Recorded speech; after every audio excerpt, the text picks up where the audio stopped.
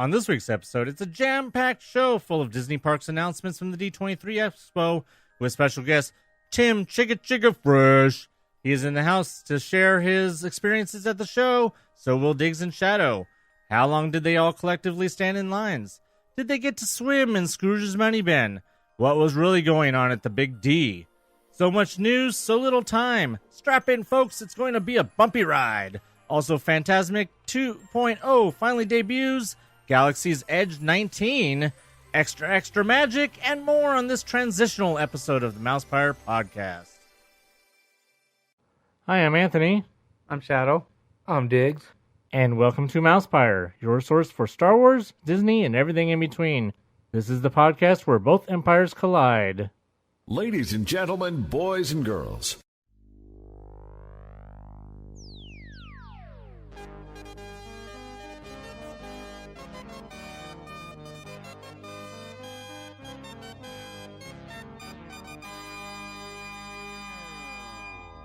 The apprentice lives.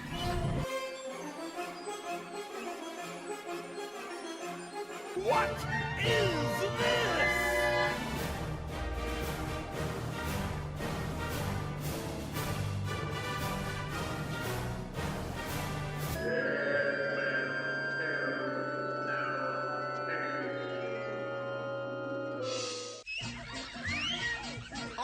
It's showtime! All together in the tiki room. All the birds sing words and the flowers croon.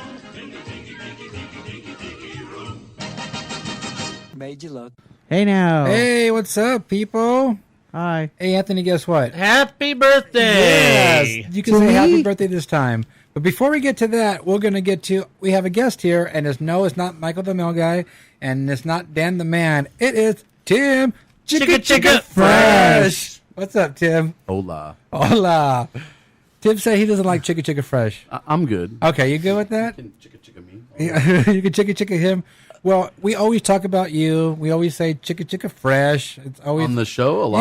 Yes. Yeah. I mean, I've heard it a couple of times, but I didn't know it was like a regular. It is Yeah. a regular thing because every time we talk about you, we always say Chicka Fresh. Even not on the show, just like Oh. Yeah. out in the wild, we'll just be like, Out of the wild. if he just says Tim, and then we'll just In be the all, wild? yeah, in the wild. It's just like if Tim is mentioned, and I know he's not talking about his other friend Tim, it'll just automatically be followed by a Chicka. Fresh. Yeah. I just want to say that whoever this other Tim is, he clearly doesn't matter.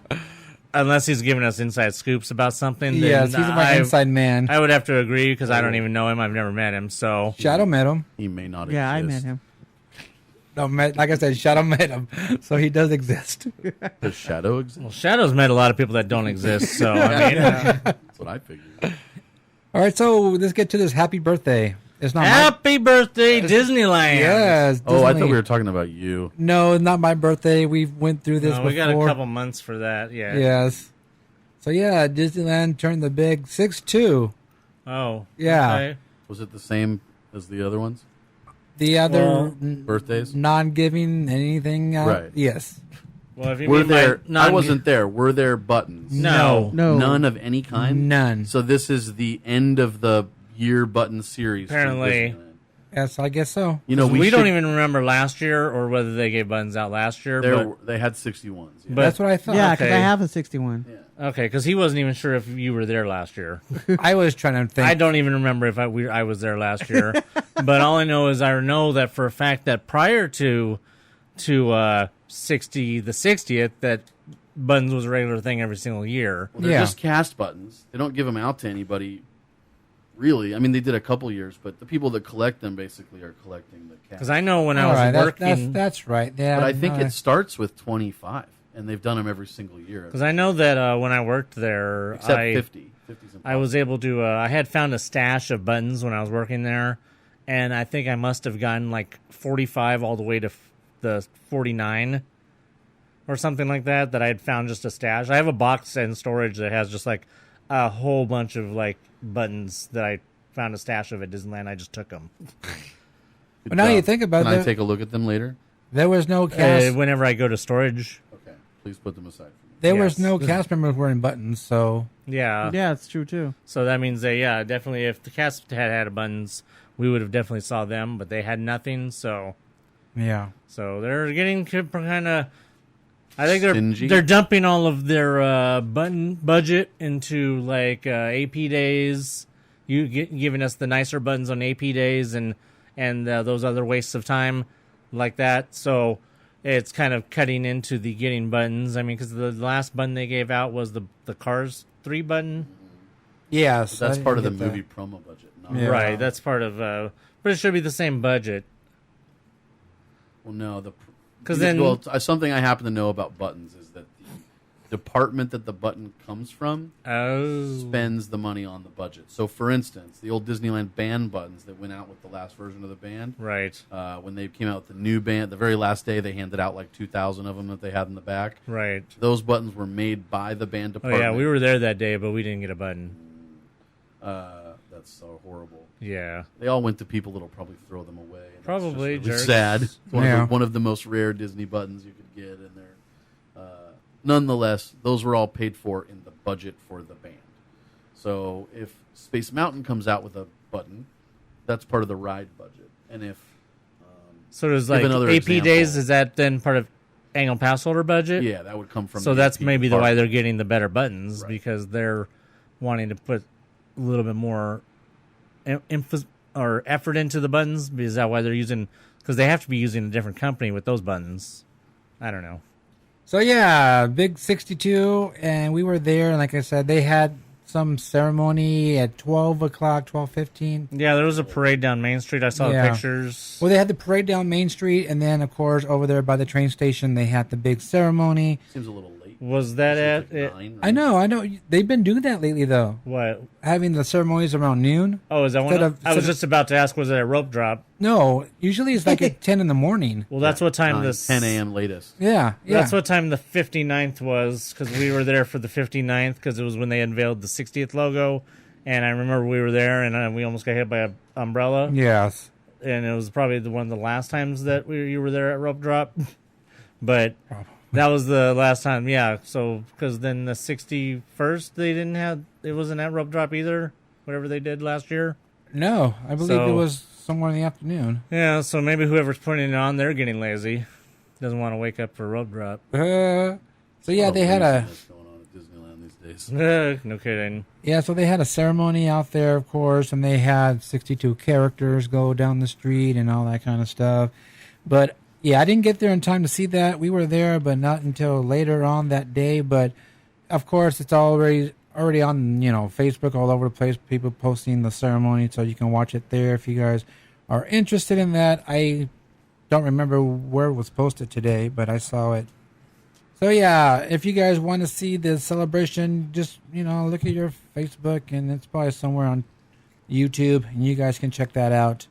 Or you can look up last year's. It'll do the Or same even thing. better, you can go back and look at the 60th. Or you could, the 60th might have been a little Or better, the but you can look 50th. up the 53rd or the 47th. It's pretty much the same thing Yeah, every year. Just minus 5 characters. Yes, exactly. Just happy birthday. Let's all sing. Blah blah blah blah. So Happy. yeah. The only good thing about in my opinion, about the birthdays is that they play Walt's opening day speech. And you get to hear Uncle Walt talk to the crowd like on a good sound system and inside Disneyland. That's special. But other than that, it's the same thing every time. Right. Yeah.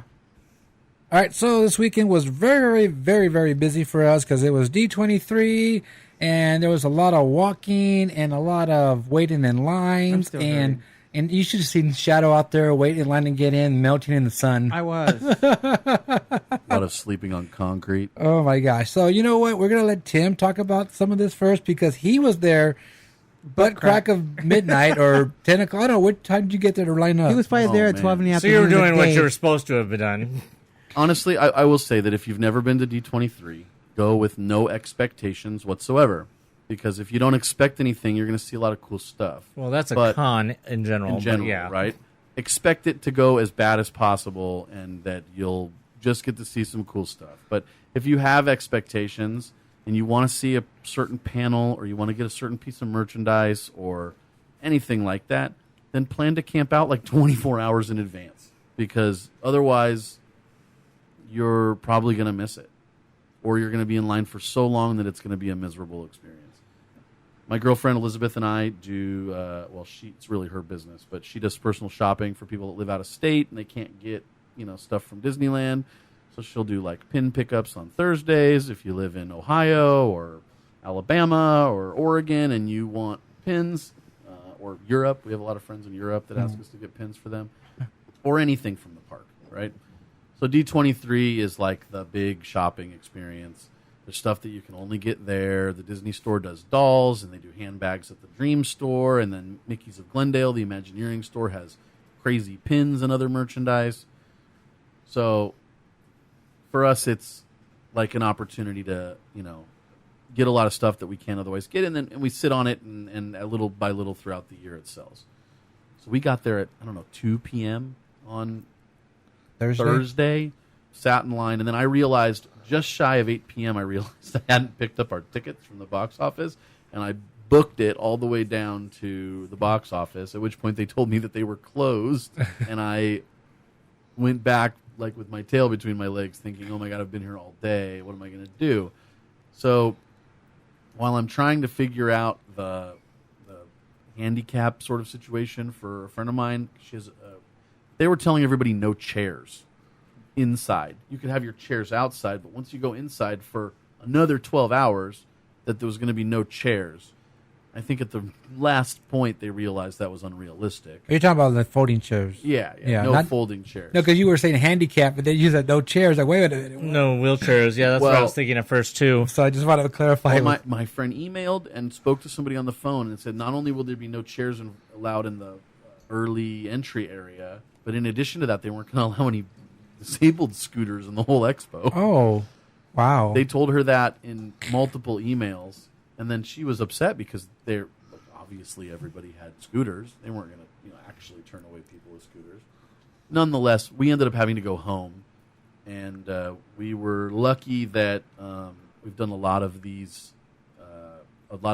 events that Disney's done, and we happen to know or at least have a face-to-face rapport with one of the top guys. I found him. He's one of the top guys at D23. I'm not going to say his name, but he recognized me. I know who he is. We exchanged pleasantries.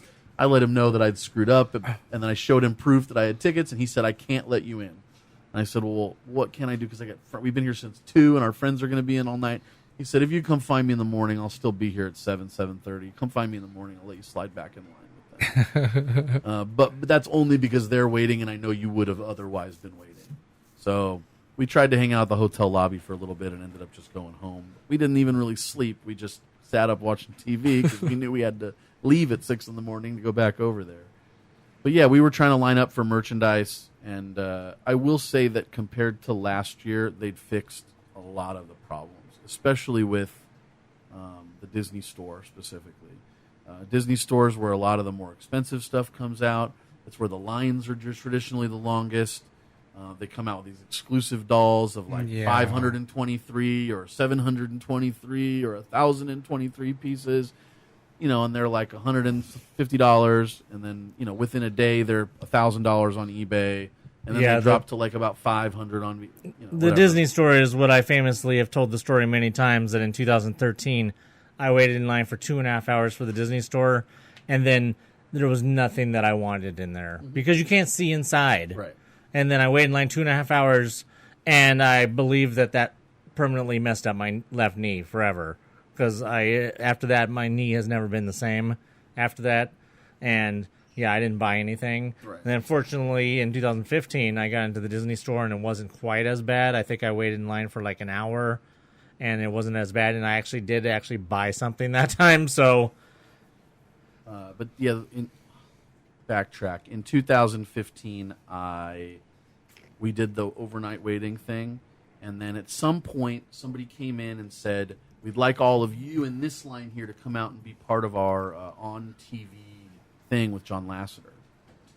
Because we were already... That was the overnight for the Legends panel? No, it was overnight for just Expo floor for merchandise. Oh, okay. So, but they said, you here, the very first people, we're going to pull you out, and what we're going to do is, as you get out of line, we're going to give you a wristband that's numbered. So everybody in line will have their same exact spot.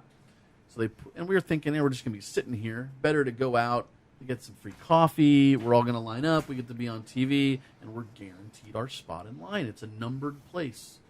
So we all went out and did that, and then somehow afterwards we were behind large groups of other people. We ended up waiting in line for 3 hours.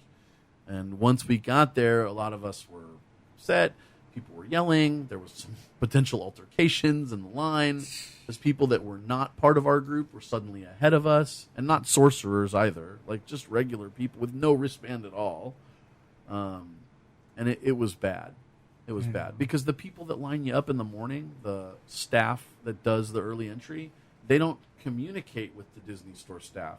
So when they hand the group off to the expo floor, so to speak, and when you get in line with the Disney Store and you're saying, hey, everybody's got these wristbands, these are the ones that say you waited all night, and then there's people with no bands that are suddenly in front of you, the Disney Store people say, hey, I don't know.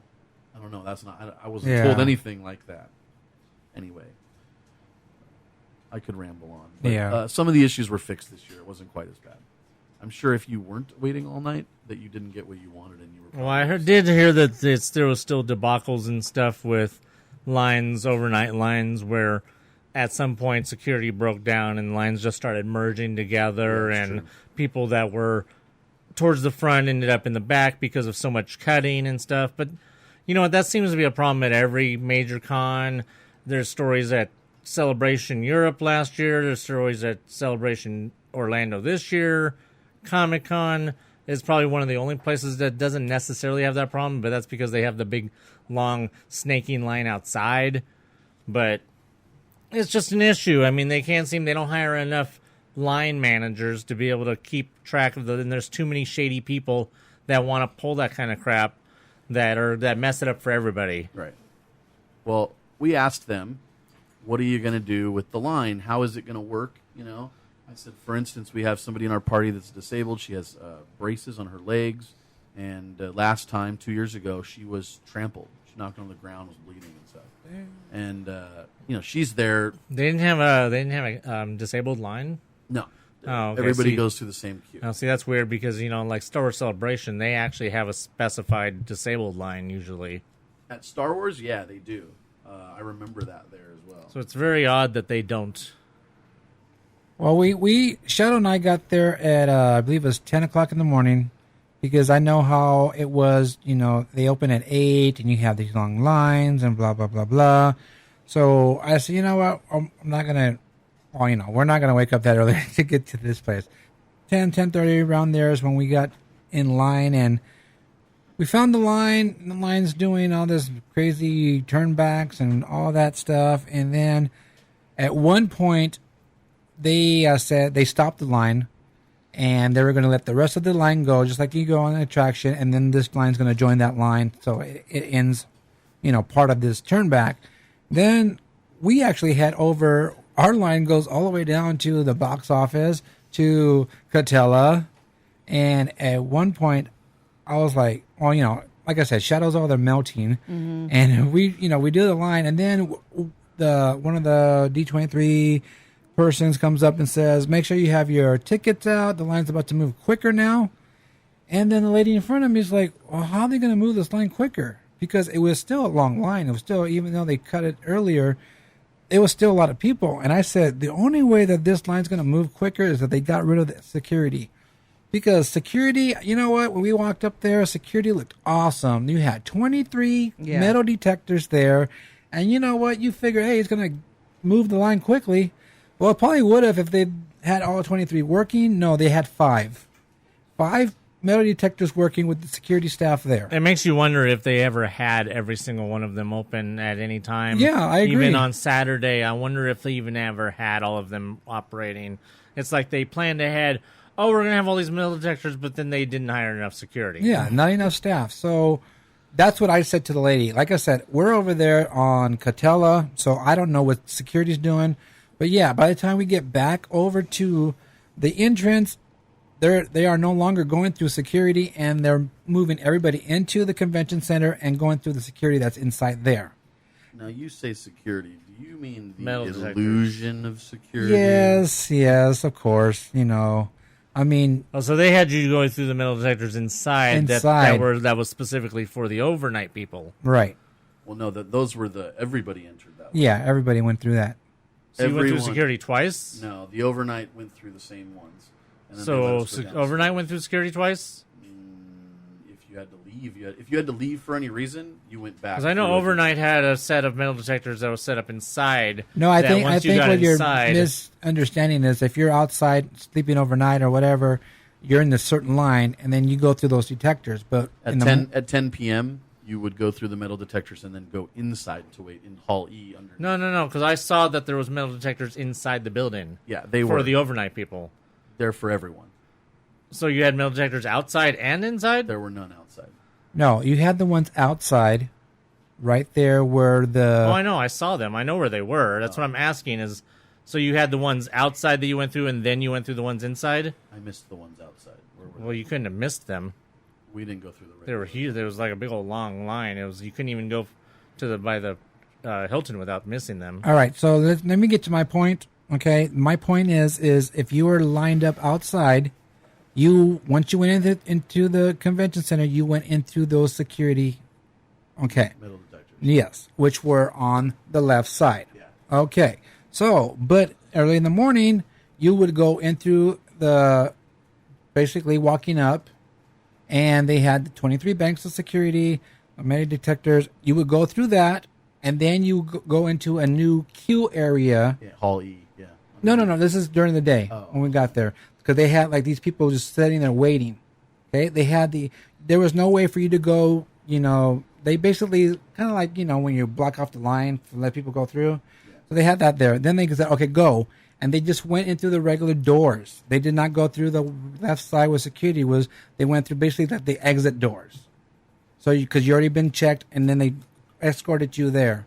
That's what they were doing. So, like I said, by the time we got up there was no more security outside, and we went through those doors, just the regular, or not the regular doors, but through those security doors on the left side. They basically had you do a whole extra process that didn't make any sense. Yeah. Okay, so they did that in the morning, one morning with us. What they would do is they'd have you wait outside until 10 p.m., and then they'd bring the entire line inside. So they have you go through the metal detectors inside the building, and then you basically make a hard left, go down the escalator, and then you go into Hall E.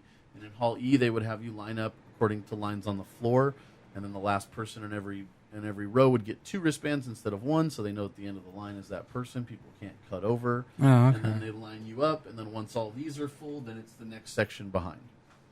And then that's for show floor, and then on the other side would be panels. So they had a separate lines for panels. I don't know what the panel people did, because usually those were like at 10:30 or something. They were later than the expo floor. Right. But the people in line for the expo floor, starting at about 7:30 or so, they would take us upstairs, and they would walk us all the way across the entire lobby to where the coffee is on the very, very end, closest to the arena, right? The D23 hall, or I think they called it. Yeah. And then they bring you all the way down, and then they have you come back to this certain point. And then at one point they realized that there was too many people in line, so they decided that they were going to bring us all into the expo floor, and then they lined us up in such a way that just didn't make sense. I used to throw events. I have a lot of experience lining people up, flowing thousands of people through a specific type of crowd setup is something I've got a lot of experience doing. I could go so far as to say it's one of my specialties, and what they were doing made no sense whatsoever. They were, instead of lining everyone up in the same kind of rows, and then the first row would go, and then the first row would go, they brought us all into the area for the arena lobby. So there's like these room dividers at the very end, if you know what I'm talking about. Yeah. At the very entrance to that arena hall, and they brought everybody in, and they put the people that were in the front of the line in the back corner. Hey, dirty. And everyone's tripping out. Everyone's like, literally freaking out about, but I'm in the front. Why am I in the back? Anyway. Well, like I said, if they would have just used had enough, workers or security, whatever they are, to do all those Metal detectors, I think it would have went really smoothly, but yeah, there was like, I guess only 5 people working those, or I guess 10, because you had the one checking your bags and then the scanner guy. So yeah, I don't know. You would think they would have, been more prepared, but I guess, it's not Disney who runs that, security. So they're the ones that you got to blame for that, for not having enough staff members. So there was so much stuff to do at D23 that I didn't get to do. And the main complaint from everybody were the lines Yeah. to get into everything. And when you're waiting in line, of course, 2 hours, 3 hours, whatever you have to, wait to get into that certain thing, that takes away from going on the expo, to the floor and checking things out. And there's just too much stuff to do. And I'm really disappointed that I didn't have good time management skills to do that stuff. I was just like, the main thing that, I wanted to get to was the parks panel. So I was like keen on that, and I got into that. But all the other stuff, just there's a lot of things, I didn't get to do. And I didn't know that, this place is giving out this and this place is giving out that. And Was there stuff upstairs? yes. There always I is. never went upstairs. Yeah, there's the 3 floors that had stuff. There's panels upstairs too. Yeah. I knew there'd be panels, but I didn't know if there was like anything to check out. Because like in 2015, that's where the Silly Symphonies Yeah. concert was upstairs. Did you find anywhere giving out buttons? Not to be on the buttons. Well, again, but- that's what's going to get you right now, because I was really disappointed in the button I got from Pixar for Wreck-It Ralph 2. You got one. Yes, Did you get 2? I got one for someone else. Oh, Okay, the person who gave me got our discount tickets, so he gets one. gotcha. But they're the little ones, and I was like, we know. got the dinosaur one, or what? Which one did we get? Was it dinosaur, right? Yeah, we got we got a Inside Out, and then we got a Gigantic. Yeah, gigantic is the one I was thinking Oh, about. that's right. And you got the bigger one, and this was a little tiny. Yeah, that was a 2, and that was the size that we make. Yeah, the Was that 2 size. Yeah, quarter. the 2 and 3-inch. 2 and a quarter. The 2 I and a was talking quarter. the one I make. The ones I make are 2 and a quarter. And that's what they were. But yeah, talking about the small ones, that reminds me of San Diego Comic-Con DC booth. Hands out all those little itty bitty ones that they've been handing out for 20 years. That just has all like the Logos. Superman logo and Wonder Woman Batman, logo Green and Batman. Lantern, Yeah, all the Flash. logos, and just really cheap. And I used to have like 50,000 of them from all the cons I went to. But yeah, other buttons, I'm not sure. I looked all weekend, and I want to say that in 2011 they had a whole sketch set. Right? There's 7 or 8 of them, and they were there was D23 logo buttons, and they would give them out at different places, and you had to collect them. Right? It took me a long time because I wasn't there in 11 to collect that set. In 13, I was there, and they had they had 2 sets of 12 buttons. There was I'd have to pull up photos, but there's a whole 75th anniversary set. It was 12 of them, and then there was another set that was the Disney Insider set. I don't know anybody else that has both these that actually put the time into collecting both these. There was one other. There was an exclusive button that they gave out in 2013 only to the one Star Wars panel, and it was related to Rebels, and it was like a weird green logo. I ended up getting it on eBay later, but it was the only button. It was the first merchandise ever given out for Star Wars Rebels, but we never did figure out what the hell the logo was supposed to be. And then in 2015, it wasn't a lot of buttons, but they had the Inside Out set from Pixar, and they had the Muppets had a set of buttons when you went through the Muppet thing.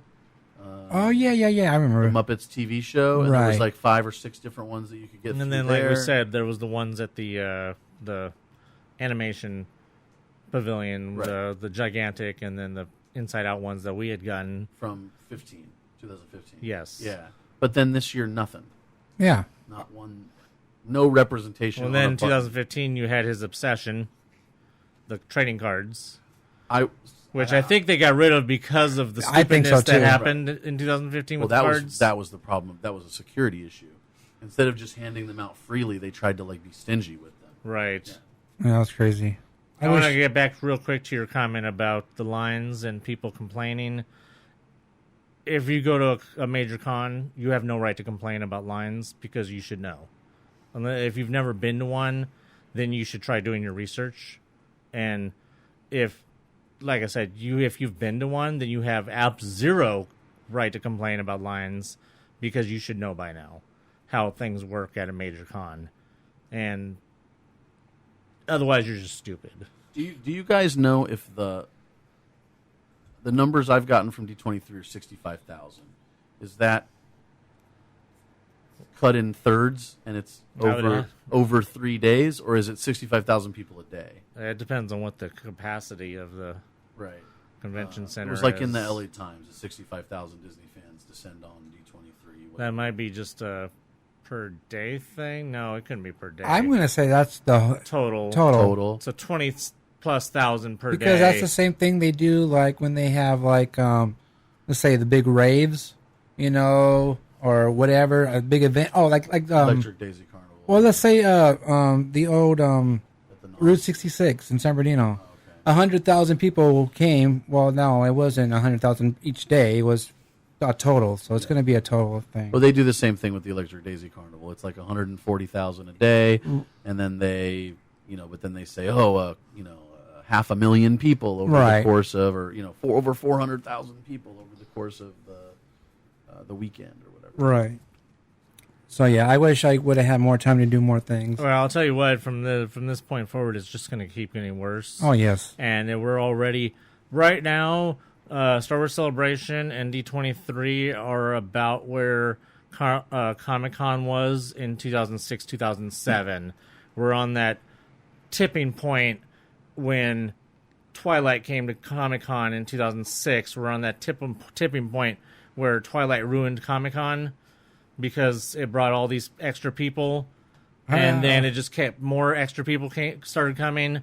And it's so ridiculous now you can't even walk. The only thing that's saving D23 and Star Wars right now and Celebration right now is that they're not trying to squeeze in 50,000 vendors into the floor. You have a lot more space in between vendors at D23 and Celebration than what you do at Comic-Con. So, but if they start increasing the amount of vendors, or if the people increases and it starts hitting Comic-Con levels, 2019, I don't even know if I want to go to Celebration or D23, because by that point you have the anticipation for whatever Phase 4 of Marvel. And I don't think we get a Celebration. And I think it's 21. We should get a Celebration here in 2019. Goes to England. No, it would. Well, it depends, because they're skipping next year. But if we get a Celebration here and at D23 in 2019, all the anticipation of Star Wars Land, the Episode 9, whatever, looking forward to the 2020s of Marvel. By that time, they should be ready to announce even more details on Marvel Land. I mean, because they tease Marvel Land real quick. We'll talk about that later. But obviously, by then they should have more details. But by then, it's going to keep getting worse and worse. And I don't know what the extent of the Anaheim Convention Center's add-on that they're working on right now. I've heard about whether that. the add-on is going to make it the size of San Diego Convention Center or not. Whether it's going to be able to allow as many people as San Diego Convention Center, or if they'd have to take it to LA. Even LA is not as big, because I've heard they won't do that, because for the same reason that WonderCon went to LA and then was there for 1 year and then came back to Anaheim. Don't tell me there's not a reason for that. Well, they don't.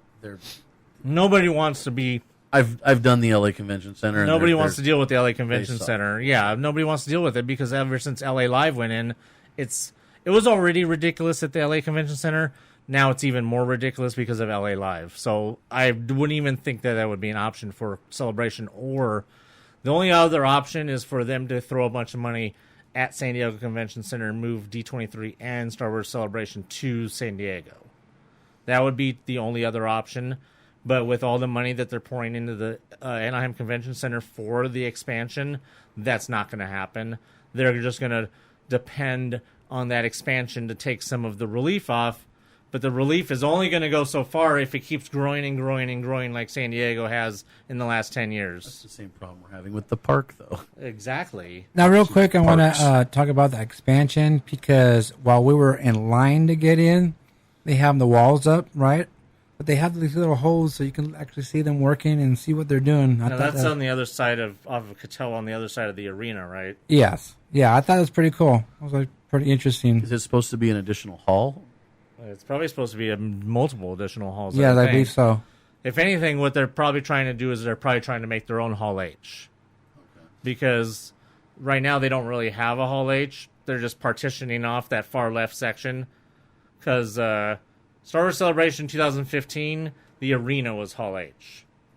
Because you've been to Comic-Con. You know what Hall H is. Hall H is the major hall at Comic-Con. It used to be Ballroom 20 back in the early 2000s and before that, but they grew out of that even. That's the last time I was at SDS. Oh, okay. I was at the last Ballroom 20 con. But then the logistics of getting people in and out of the arena at Celebration 2015 was stupid. So then at D23, a few months later, they didn't even use the arena. No, they didn't use it at all. They didn't use it, period. And then they created the expo hall there where they just partitioned off whatever hall that is, Hall D or whatever, Hall A or whatever it is, all over there to the left. What used to be the above ground line during Celebration, that was the queue to get in. But so they put it over there, but it's still not Hall H. So what they need is a Hall H. So I think that what they might be trying to do is the expansion might be their Hall H, where they want their all their major panels to be. At least that's what I'm hoping. All right, so like I said, I did get to the parks panel, which was really cool and interesting, and I like the performances they do. It's really fun. And I did that one in 15 and I enjoyed it, but this probably would have been a much better one to be at. you think so? There wasn't a lot of new info. You went to 15. both of them. You went Yeah. to In 15 and this 2015, one. there wasn't a ton of new info. Well, Bob Chapek came out and yeah. there You're talking was- about info-wise. I was talking about entertainment-wise. I meant the information. Okay, yes, I agree with that, yes.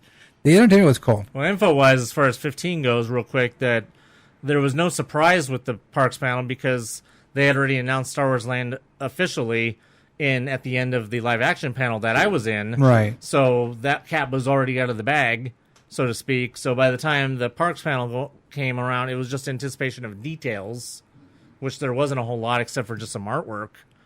So there wasn't really a whole lot to anticipate for the 2015 parks panel. This one, though, gosh, I couldn't even keep up. I couldn't keep up I'm either. trying to keep up at home with all the tweets and everything, everybody live tweeting the parks panel, and I'm just like on my phone, just keep going, and I was on my phone for like an hour straight, just trying to keep up and retweeting everything, just so I knew what we needed to talk about. Do they have it? Is there video of it at all? Or I'm sure somewhere on YouTube land. Yeah, probably. I'm well, sure you're not there's. supposed to have your phones, right? No. No, the parks panel you could have your phone. Yeah. I think it was the live Action and the panel. animation panel, you couldn't have phones. My friend, side subject, my friend said that in the live action panel that they had video of Tim Burton on Casey Jr. Yes, there's a and picture of it. And Casey Jr., he's like talking about Dumbo, and he's saying that we don't have an animated thing for you to look at, but we do have a model. It won't move, but you can see what it's going to look at. And apparently they rolled The giant Dumbo, full-size yeah. giant Dumbo onto the screen. You haven't seen the picture of it? There is a No, picture no. of it out there. And the picture of him on Casey Jr. Was on the actual post. You should come back next week so you can talk about the live action panel with us. Sure. All right, so the parks panel, I wasn't there, but like I said, I was following along the whole time. I feel like that there was so much going on that I may even have caught stuff that this guy who was there didn't even catch. But Probably not. You know what I didn't catch? A green balloon. oh, We'll get to that later. Yeah. So the first thing right off the bat, of course, because you can't keep the fans waiting, was Star Wars Land. Oh wait, No, it's not Star we Wars. can't. You cannot call it Star Wars Land anymore. Anybody who calls it Star Wars Land, well, you should be slapped. Because now, you know us, we never really called it Star Wars Land anyways. We never really particularly cared for the term Star Wars Land. It's way too generic and stupid. Yeah. We always called it, especially when they started using the term Star Wars themed land, they kind of got, Disney itself started getting away from the Star Wars Land designation. Probably because there's way too many people out there that were calling Pandora Avatar Land, and there was way too obviously people calling the Harry Potter Land, which to me I'd rather just say Harry Potter or Wizarding World or whatever. I called it the Land of Star Wars. Okay. But so, well, we got an official name. The rumors had been flying around, and in fact, the day before the panel, it had been kind of like talking about cat let out of the bag. Cat was literally left out of the bag because somebody had found some code in a website somewhere from GoDaddy or something that spoiled the name of Star Wars Land, which is the Galaxy Edge X. Oh, wait, Galaxy Edge 10? No, just Galaxy's Edge. Yes. Samsung? Yes, the not Samsung Galaxy's Edge. So, yes, the name of the Star Wars themed land is Galaxy's Edge. So, we definitely have some sort of confirmation that this is out there either in the Outer Rim or maybe even in wild space of the Star Wars universe. So there's way away from the... although you would like to say it's the way away from the prying eyes of the government and stuff, but we do know that there will be stormtroopers and stuff walking around. So maybe it is far enough away since we know this takes place in the sequel trilogy timeline that it's far enough away from the new Republic that the First Order has taken up residence there, and the Resistance has a presence there, trying to get rid of the First Order from this area of the galaxy, this planet. And on Thursday, actually even before D23 started, the press were treated to an unveiling of the cool, amazing, awesome model that they had on display that makes the model in 2015 of Pandora look like a freaking train set.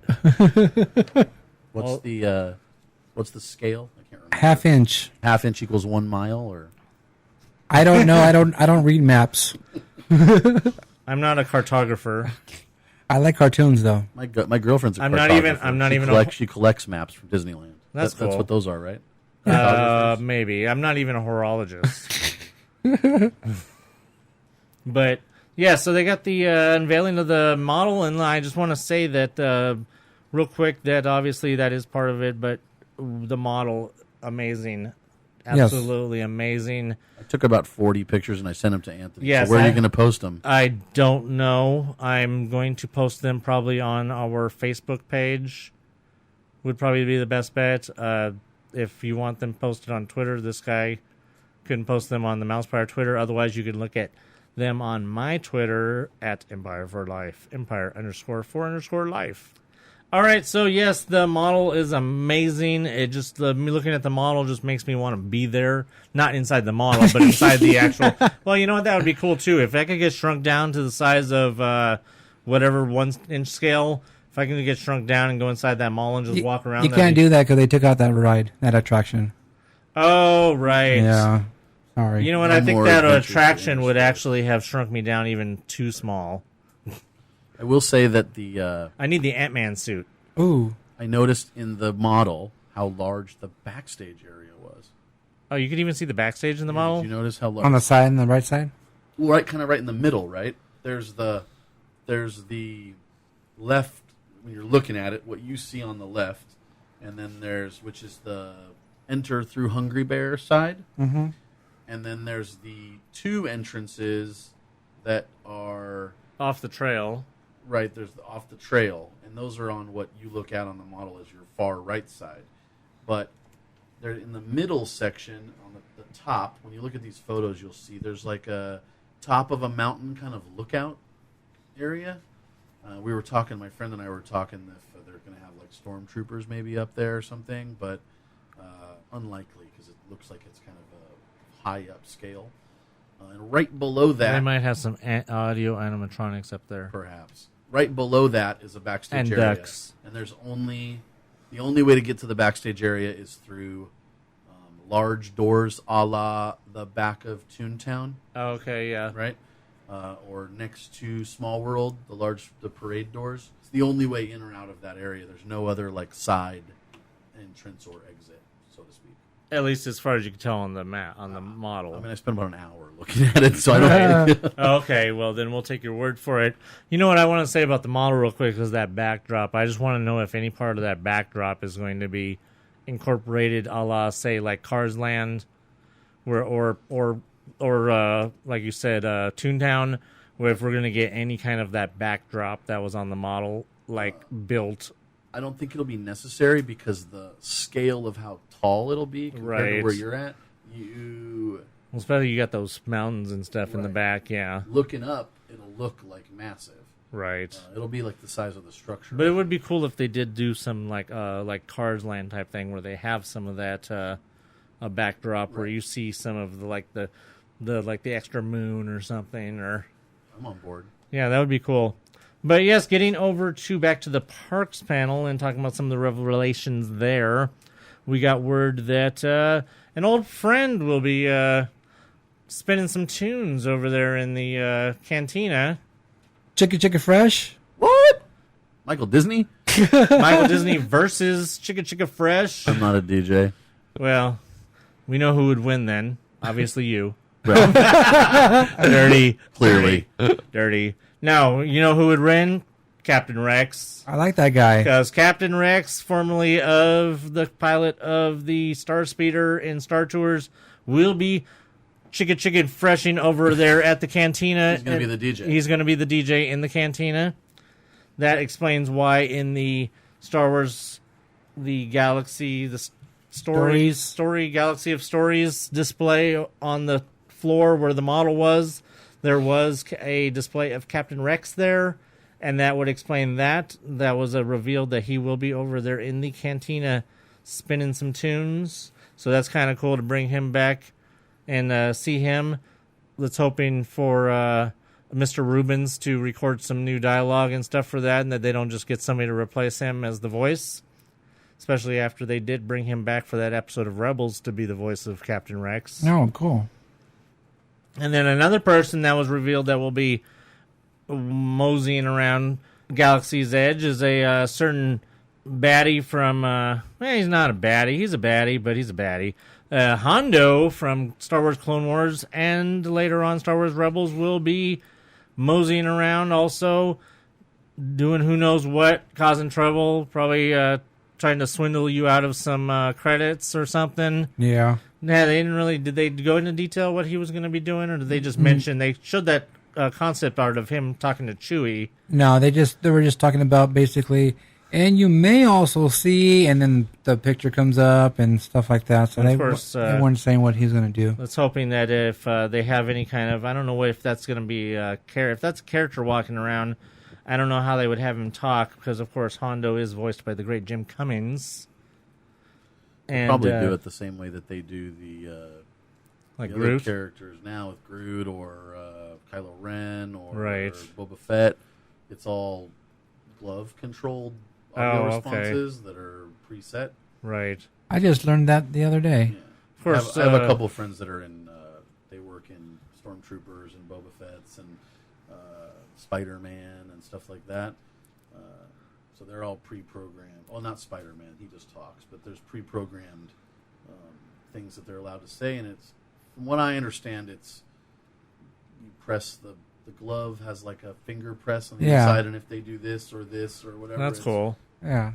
So then, of course, also, like I mentioned, the concept art showed Chewie talking to Hondo. So obviously, Chewie will be walking around. And speaking of Kylo, I don't know. Well, hopefully hopefully it won't be Big Head Kylo, but there will be a Kylo Ren walking around, and purportedly he will be looking for someone or something. We don't know what, but that's what they said. Told us at the model. I spent about an hour there and chatting with the guys with the microphones and such, and they said that the area is going to be the most immersive thing that they've ever done. Everyone will have the ability to earn like a rank, and the different attractions will have something to do with. Let's see if I get this right. They're going to like try to recruit people to do certain special missions within the attractions, and I asked if that meant that there'll be roaming characters, and he said yes, absolutely. And I said even at Walt Disney World where there are no roaming characters, and they said yes. So we'll see. I guess that's all we can do. You know, I'm hoping that with the mention of Kylo Ren that he's looking for someone or something. I don't know what the exact context was. Do you remember what the context was? Is that they had said Kylo Ren was looking for someone or something? Something like antidepressants? Well, that was the quote I saw, was that he was looking for someone or something. Was there any other context to that no. it wasn't in the quotes? No, that's just what they said. Yeah, I think everything they say is just to draw your interest. Right. What I'm guessing is that most all of your face characters, all your characters that are going to be roaming around and part of the story, the overall immersive story, they'll all have some sort of specific purpose in the immersive story, because it was revealed on Thursday during the pro press thing that there will be some sort of credit system that each person who wants to participate in the immersive experience will be issued some sort of credits. Now I don't know if that's going to be some sort of like magic band. Yes, Tim. I was told by a specific friend that remember the Frontierland game that they did a while back? I've heard that was the tester for Star Wars Land. Okay, I've heard rumors that the whole Frontierland and the Adventureland one before that were kind of what they were kind of like a super small scale of what they were going to do. The tester, yeah. Now, if everybody's going to be getting some sort of credit system that's going to have to be tracked, wouldn't that require some sort of band that's magic? Yeah. Or even just a card that has our identity. Or just a card or something, because it'll have to be something that they'll have to be able to, once something happens, like say, for example, they use the example that I've mentioned it before. They talked about if you bring back the Falcon and you bang up the Falcon on the Millennium Falcon ride, that you might have people come up to you and wanting to get money from you. Like, say you might have a bounty hunter that comes up to you and he's very pissed off that you wrecked the Falcon, and he might try to extort some money from you. They have to have a way where they could take that money away from you, from your credits. They specifically said that, sorry to interrupt, but they specifically said that the guy that runs basically that owns the Falcon and several other ships, and they're sending people on these missions to be smugglers. And if you ding it up or don't bring it back in good shape, that he's a criminal and he's going to want something from you. Right. So they're going to have some sort of system where they're going to be able to either take money from you or give money back to you. So if you bring back the Falcon, not a scratch, not like Lando's definition of not a scratch where he broke off the radar dish, right, but like literally bring back the Falcon without a scratch, that everybody in your party should get some sort of extra credits. Good for stickers. Right. As long as you don't just like getting a pencil or something. Like well, if they can turn them into buttons, like I'll a Dave be and Buster's. Diggs and I will both be happy if they can just turn them into buttons. Right. Yeah. That would be great. Well, I mean, whatever happened to the Cars Land buttons? They just stopped that series, right? Yeah. Yep. So there's definitely going to be a whole lot of interaction and stuff. And then, of course, we talked about, I don't know, did they talk about the stunts and the fighting on the streets thing and all, or was that just... Yes, they did. They did. Okay, because I didn't see anything about whether they expanded more on that past what we had already heard previously. No, they said you would be involved in your surroundings with something going on here or there, and you'll just a basic immersive experience. So yeah, they did talk about fighting in the streets and stuff like that. And we're like, ooh, fighting in the streets of London. Yes, that's something I'm really looking forward to. Because they give the idea that you could just be walking down the street in Star Wars Land, and all of a sudden a fist fight will break out to your left, or all of a sudden a shooting match might start between a guy over here on a balcony and somebody on the top of a building over here, or something. It's kind of like what Knox Berry Farm's doing right now. Right, but better. Oh yeah, but the point is like we were over there not watching the thing going on and but then there's like two characters, one's the bad guy, one's the little wimp guy, and they're just like, you, da, da, da, da. He's like, no, no, no. You know, they're just all of a sudden just started doing this dialogue. So that's. And it's all really an expansion of the original, the train, what they used to do on the train at Knott's. Oh, yeah. The train robbery at Knott's. It's all really just super, super expanding off of that because, Disney has never really done anything like what the train robbery, where you have something where where that would be like taking the monorail and then having some guy bust onto the monorail and just start robbing the monorail. Disney has never really done anything like that where you have stuff taking place not in a controlled environment. And to me, having a train with a bunch of passengers, a bunch of guests on it, is not necessarily a controlled environment because that's where the guests are. It's not like Universal when they used to have the Wild Wild West show where it's a controlled environment, or like Waterworld's a controlled environment. It's all going on around you. And I think that is, you could say that the train robbery at Knott's is like almost the grandfather of all of this stuff that we're getting now at Knott's, and then what we're going to get at Star Wars. So I'm really looking forward to a lot of that interaction and the stuff going on around you. It's just, you can walk through Star Wars Galaxy's Edge, and you can almost go every time you go in there. You'll never have the same experience every time, presumably. Yeah, and then you're gonna probably spend a lot of time in there too, just to see all the different stuff going on. Well, I feel like I could go in there and never leave. Yeah, I believe I because agree. it's large enough. I mean, you figure it's the size of Cars and Bugs Land put together. Yeah. So you have that huge space. I told him as soon as the model came out, I mean, if there's any kind of seating over there in that left side where the Resistance hangs out, where all the trees and stuff are on the Critter Country side, if there's seating over there in the shade, I'll just go over there and never leave, and then maybe walk around in the town, and then go back and sit down in the shade. So, I mean, that's what I feel like I could do. One of the things that was specific and not very specific was the fact that they did specify, it's like the big debate was, well, which one's going to open first, ours or Florida? Now, we already know that Disneyland is 6 months ahead of Florida in we know that Disneyland is 6 months ahead of Florida on construction, so it doesn't come as a big surprise that we're going to get ours first. But it's we're going to get ours in the first half of 2019. Now, that's not a stretch. Oh, no, the first half. Well, so then January to June. Yeah. Well, that's not much of a stretch because everybody was kind of like, okay, most likely Memorial Day. I say that there's a possibility. I think that there's a possibility that if anything, they go for Star Wars Day, May the 5th or May the 4th. Very good idea. That more than May the 4th weekend. But then at the same time, I'm of the mind. But then at the same time, Disneyland doesn't like doing the same thing as Universal, even if it is the smart thing. Hence why they haven't improved security like Universal has. But Disney would be very, very super smart to open Star Wars in April, like Universal did with Harry Potter. True. So that way you have that big buffer space before summer to work out any kinks without as many people there. Not just kinks, but also the difference of, I mean, they're going to try to milk the AP parties or the, maybe not AP parties, but private ticketed events. Right. They might have those for a month. Well, even we've talked about before how they did the AP party, the week long of AP parties for Avatar, for Pandora. But the other thing, too, is that Star Wars Celebration is generally in April. So if you have if Star Wars Celebration does truly come back to Anaheim in 2019, wouldn't better to open Star Wars than the same weekend as Star Wars Celebration. They could do 3 or 4 hour party blocks, sell all those to the Star Wars Celebration people. Oh, hell yeah.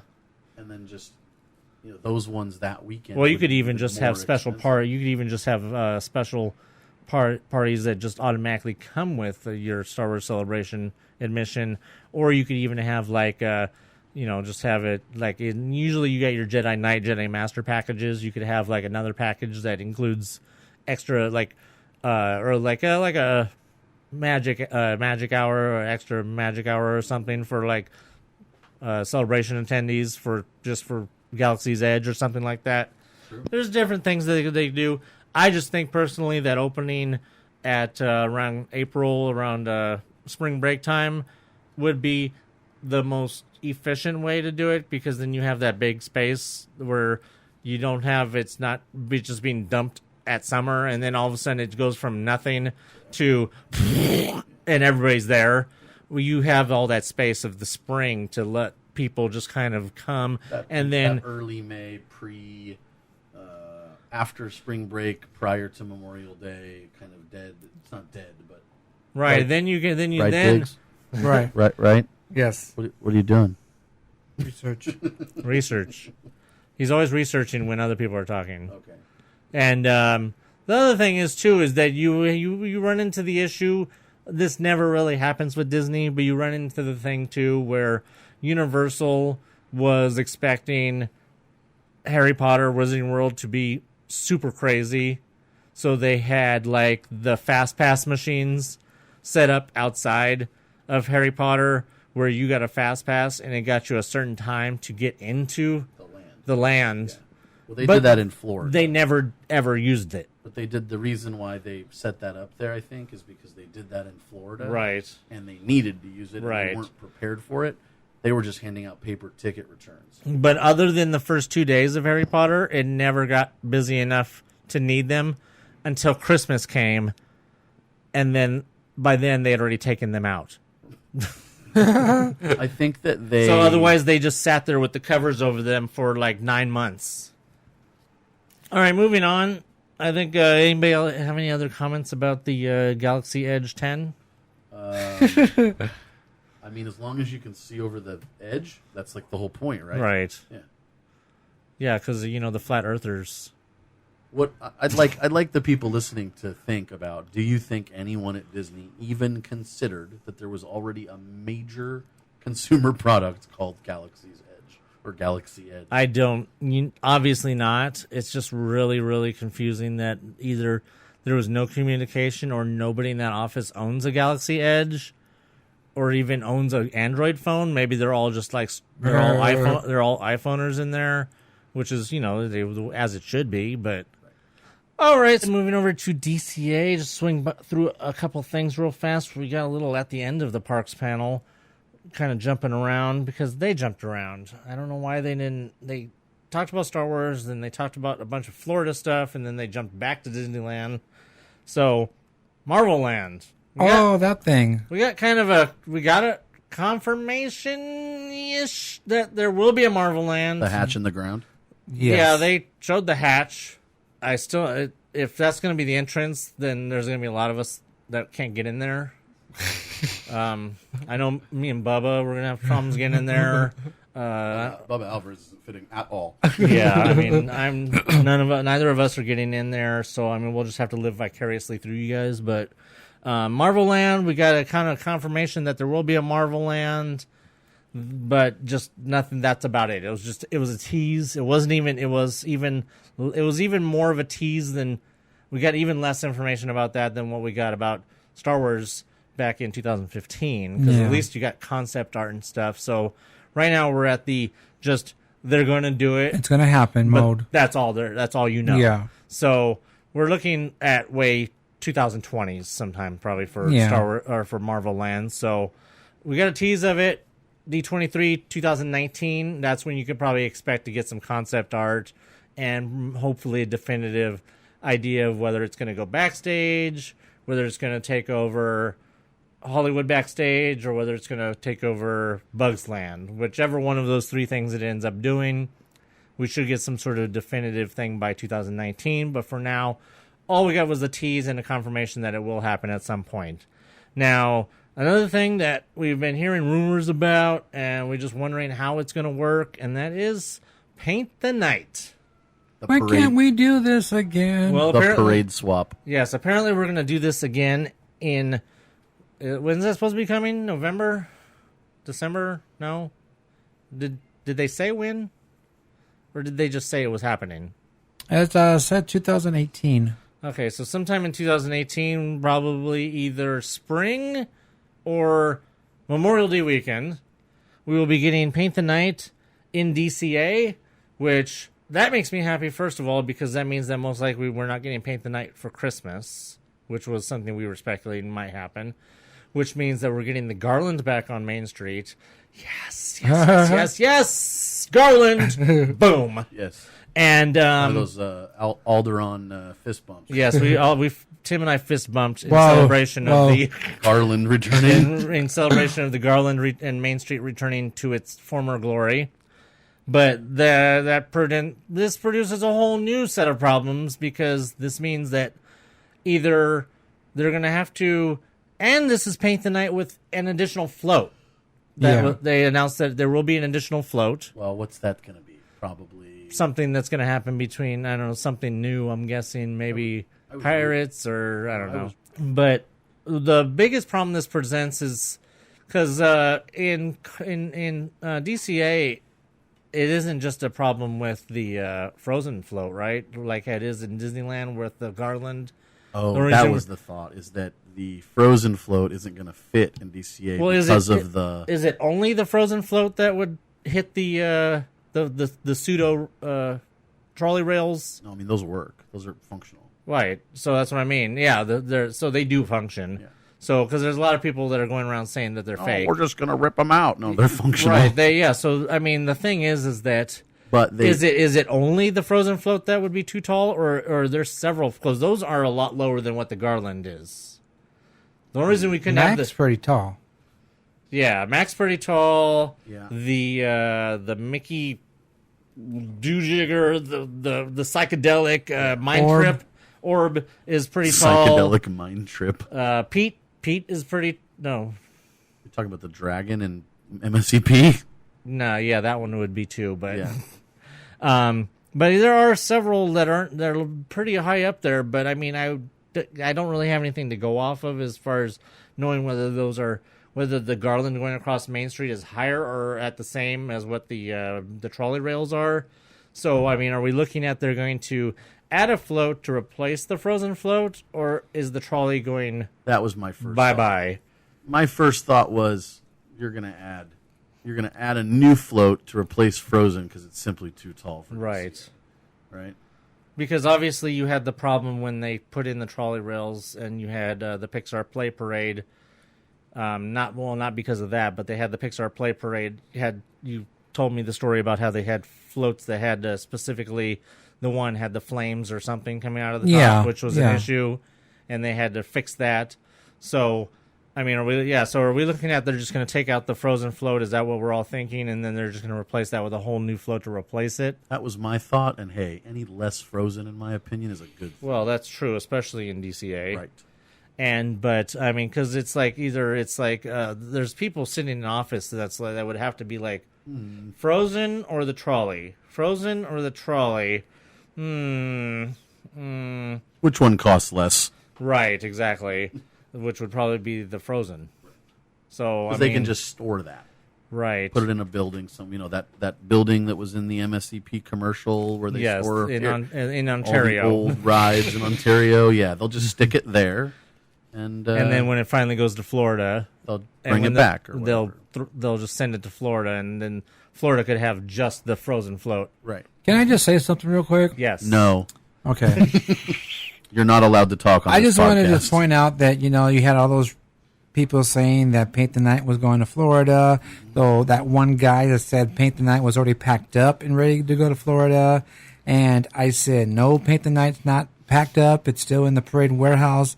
And no, it's not going to Florida. I just wanted to say that.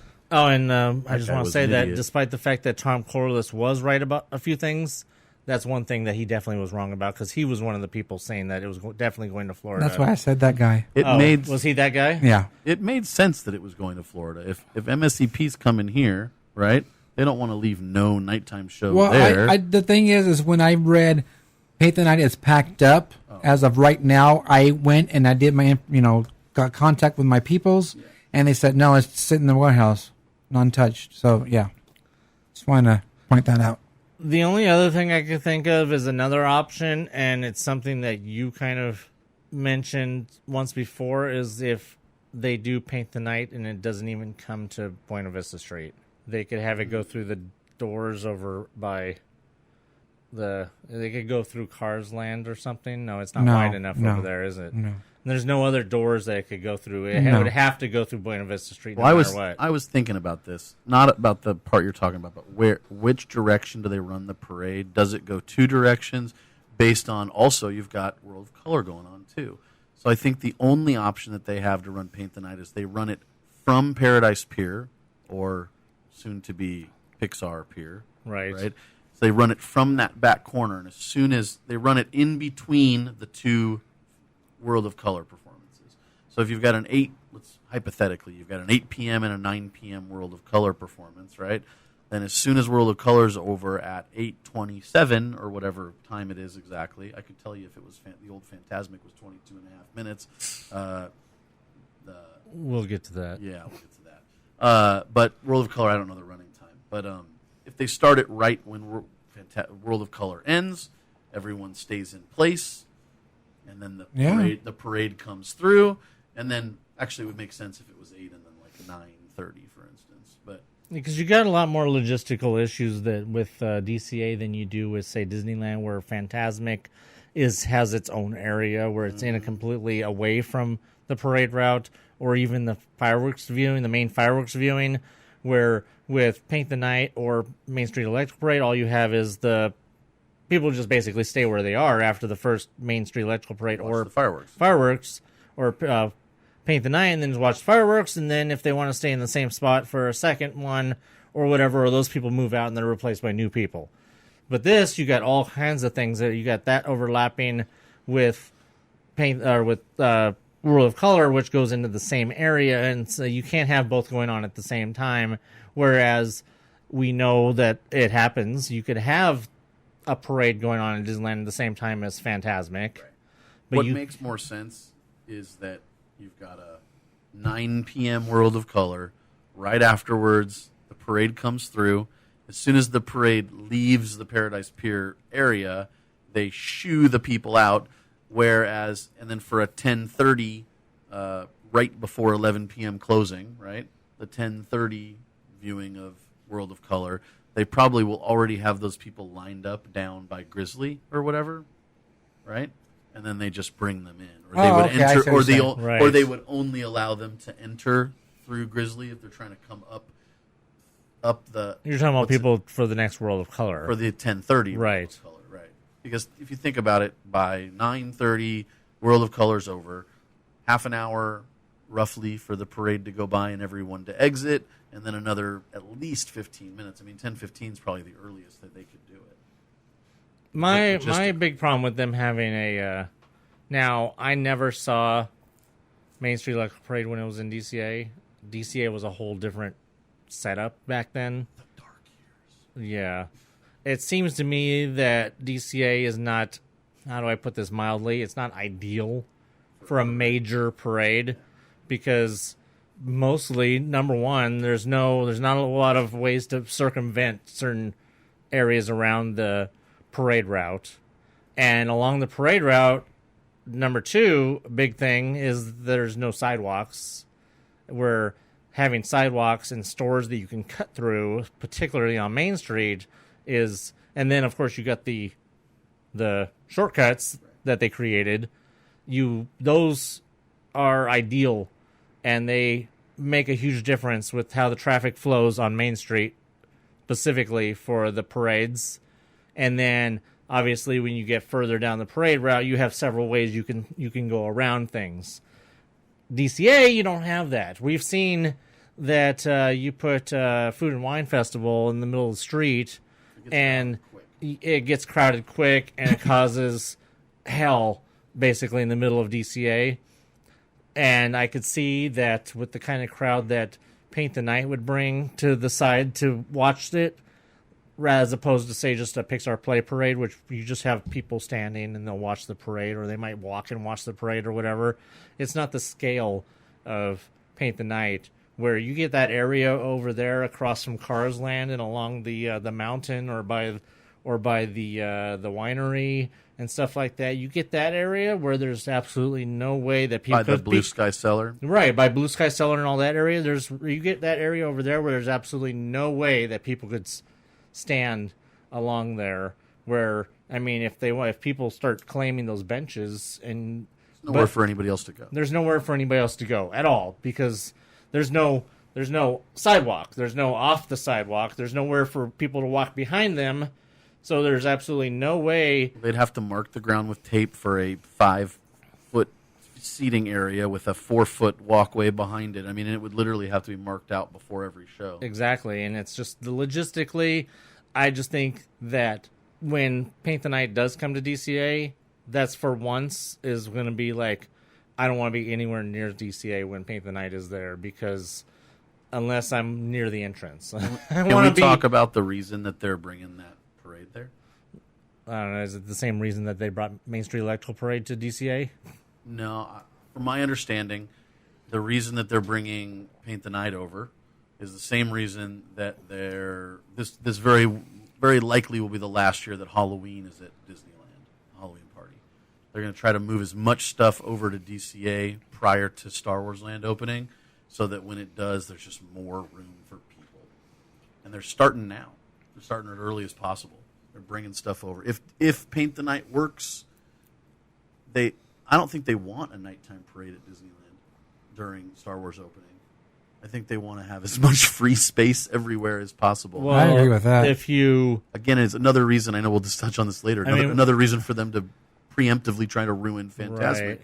I mean, we haven't gotten to Pixar Fest yet, which we'll get to. Definitely. But that doesn't have a nighttime parade. That's not converting anything to a nighttime parade, right? It's just still a daytime parade that's going to replace Sensational, is what it... That's what it sounds like. Okay, so once Main Street Electrical Parade ends on August 20th... Sensational. Once it ends on August 20th, you're basically saying goodbye to a nighttime parade for the foreseeable future of Disneyland. Okay, well, my first because thought... if Paint the Night's not coming back, right, and if Main Street Electrical Parade is being held together by duct tape, that means it's never coming back after that. Did you tell me that? So basically, my first thought was, they're shipping PTN over there because the electrical parade's such a hit, and it can't go anywhere, but, I mean, it needs to be at Disneyland. Yeah. Right? So my first thought was, they're going to extend the run for the Main Street Electrical Parade for a year or whatever. And then I've heard from a couple people that it's literally falling apart. It is. So what's the scoop on that? That the floats are barely being held up by duct tape, and they're trying to make it last till the 20th.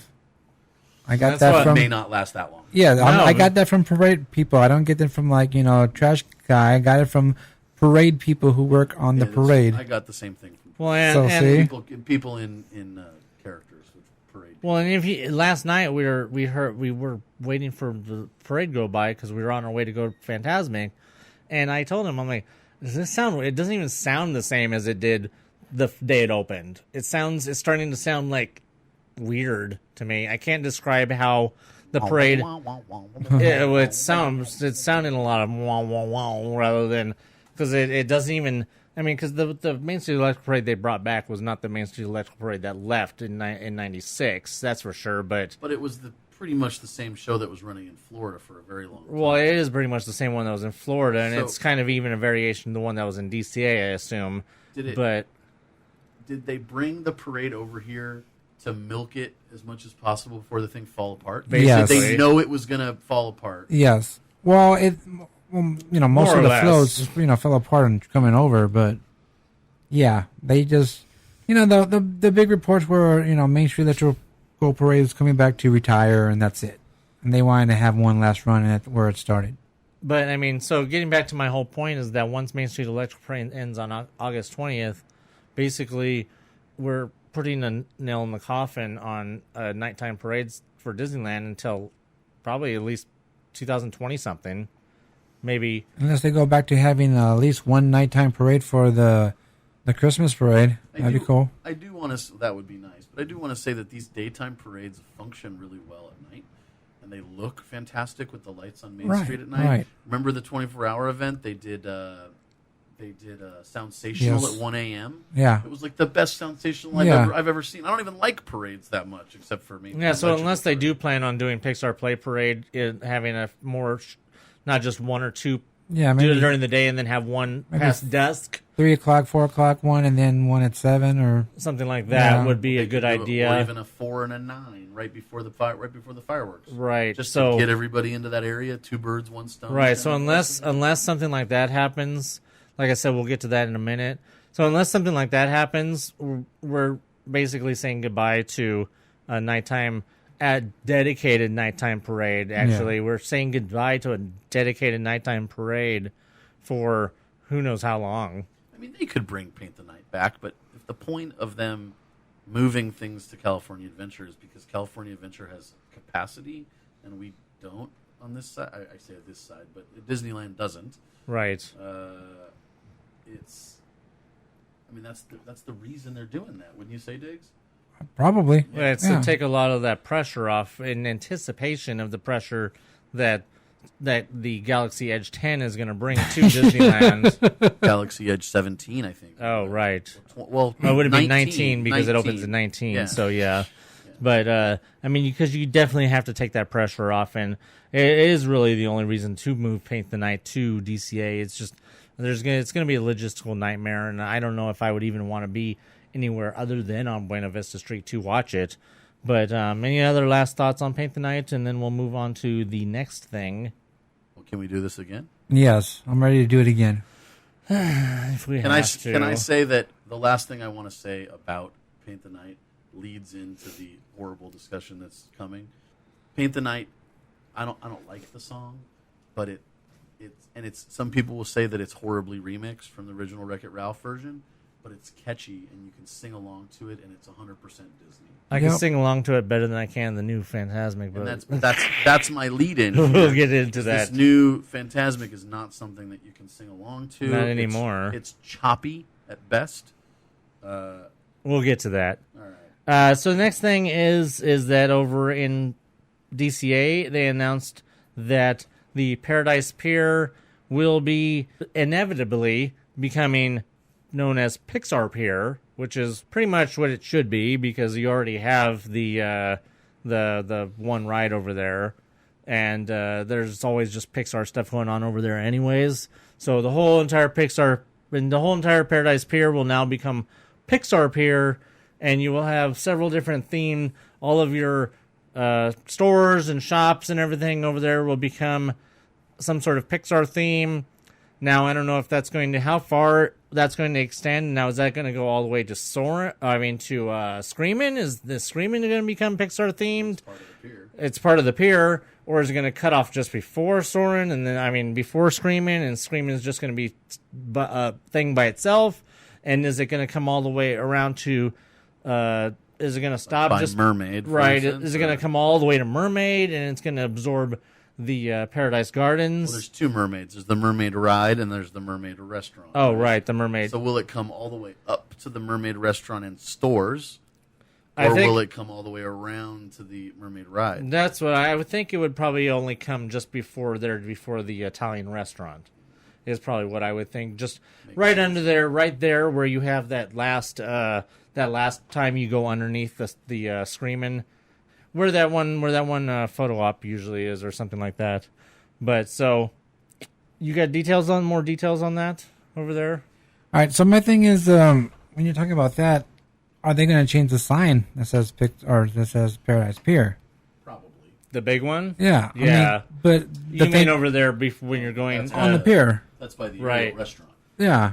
by Ariel's Grotto. Yeah. Yeah, because if you're going to change that sign, then wouldn't that whole thing be the Yeah, pier? everything from there all the way around to at least before the Italian restaurant. Yeah. Could they be The renaming pasta the place. Cove Bar as well? Right. Ooh. Would it not be Ariel's Grotto anymore? Well, if it's not Will it gonna be? yeah. Will it be Dory's Grotto? Yeah. Right. Whoa, that's pretty cool. Hey, look at that! I renamed it. If it's not Ariel's Grotto, then is it the Cove Bar? Well, Cove is a generic term. You don't. I mean, unless you want to have it some other name that's something Pixar related, it could be the Sydney Bar. Or I don't know. I don't know why I keep saying stuff that has to do with Finding Nemo and Finding Dory, but Well, because them and Ariel they're both ocean related. oh, right, there you go. That's probably why. But So they're going to be retheming all the seaside shops and everything over there, which is, after I saw this picture earlier, I was like, ooh, because they're going to have a Bing Bong's confectionery. What's right in front of it there? Can you describe that? Right in front of it, it's a fountain with the Pixar ball. I like it. That looks really cool. Like the one they used to have in Tomorrowland. Yeah. Yes. The Pixar ball where you can turn it and stuff. Yeah. So, I mean, it's pretty cool. Everything in the seaside front's going to be themed, of course, to Pixar, which will have friends from The Incredibles, Inside Out, because Bing Bong's there. And they say more Toy Story pals. But you know what? In this concept drawing here, they have it says Pixar Pals Theater, which is right next to the confectionery. They're going to be building a theater there, I guess. So maybe it's going to be something like Main Street. Where is this? It's right next to Bing Bong. Oh, you know what? It may go all the way down to the. They may use the Maliboomer area. They're going to build. If it's not just a skin they're putting on the pier area, they could build a little further down and actually do something with that. The thing now is that, defunct Maliboomer area. Right. The thing is that with it's scheduled to be next year. It's not going to be a major build. Yeah. It's going to be one of Just those things, retheme. because if they're going to do that, though, they're going to have to close off sections of the pier at a time so that they could start putting up walls and close off all those buildings. So they're going to have to do it in sections. And the only thing over there that they're not going to have to put a wall around will be the ride. Yeah. Because the ride already has its own theming to Pixar. So, but everything around it, they'll have to retheme. So you're going to have to see probably either sometime this fall they'll have to start working on stuff, or January, boom, the whole entire pier goes down. So it says this is a permanent addition to the park will open during a new limited time celebration taking place throughout the Disneyland Resort in 2018. While starting in 2018 is Pixar Fest. Experience the magical worlds of Pixar in brand new ways as the entire resort comes alive with some of your favorite stories. It says at Disneyland Park, this incredible celebration will feature a brand new fireworks spectacular, as well as the return of the guest favorite Pixar Play Parade. That's right. A popular parade is moving across the Esplanade. Disneyland's getting a Pixar Play Parade like we're talking about, and of course, paint the night over to DCA. So what's up with Sensational then? That's a good question. Well, Sensational will finally be going goodbye. I mean, Sensational is already one of the longest running daytime parades in Disneyland's history. Yeah. So It's a good parade and it's held up, right? well, that's probably the only reason why it's lasted this long is because of that. Well made. And as far as as far as the Pixar Play Parade, it's obviously holds up too, because now you can take it and you just bring it over to Disneyland and you run it over there.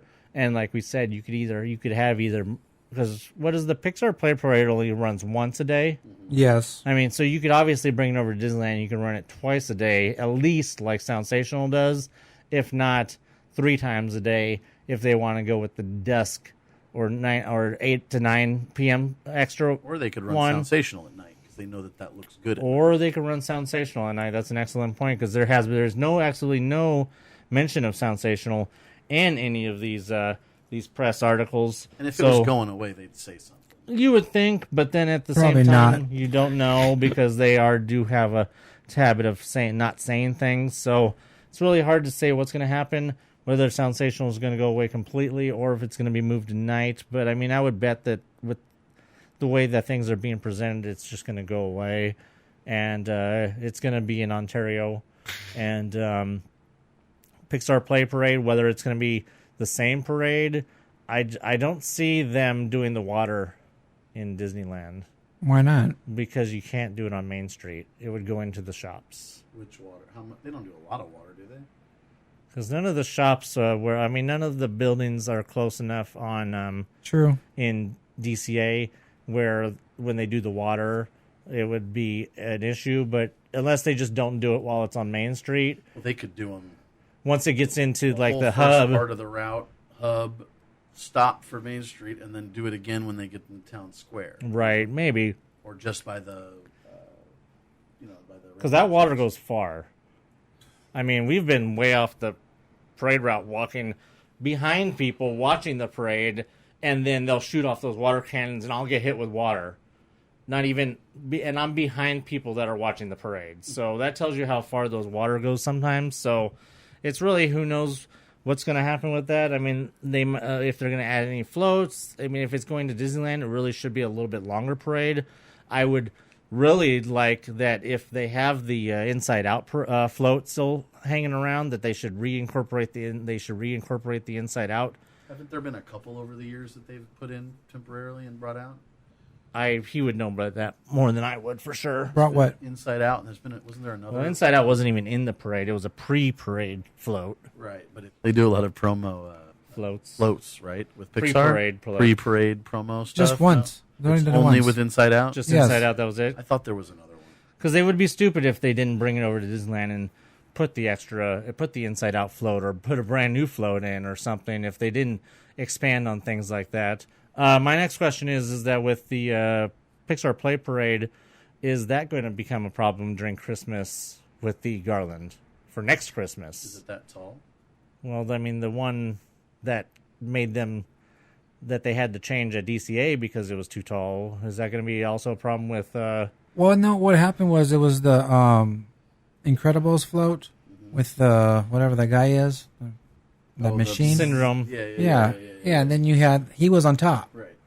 And shooting the fire. Right. And they moved him down, so there'd be no problem. I don't think so. Okay. That was my only question. I mean, about that. Things could go back at Disneyland to how they used to be, too.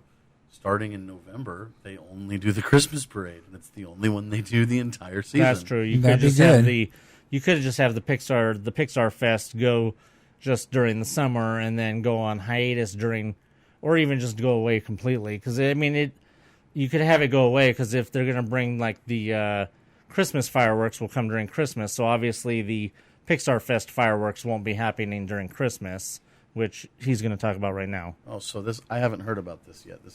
I'm interested. I'm talking about Christmas?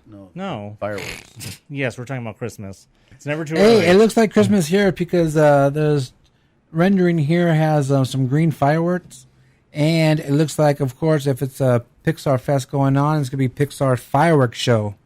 So at least projections. Well, yeah, you get the projections going on right here. They have the little green man, but it's going to be all the Pixar songs. If it's Pixar Fest, I doubt, this is just my thinking, that there's going to be any type of Cinderella or Sleeping Beauty music. It's going to be a Pixar fireworks show. So it could be good.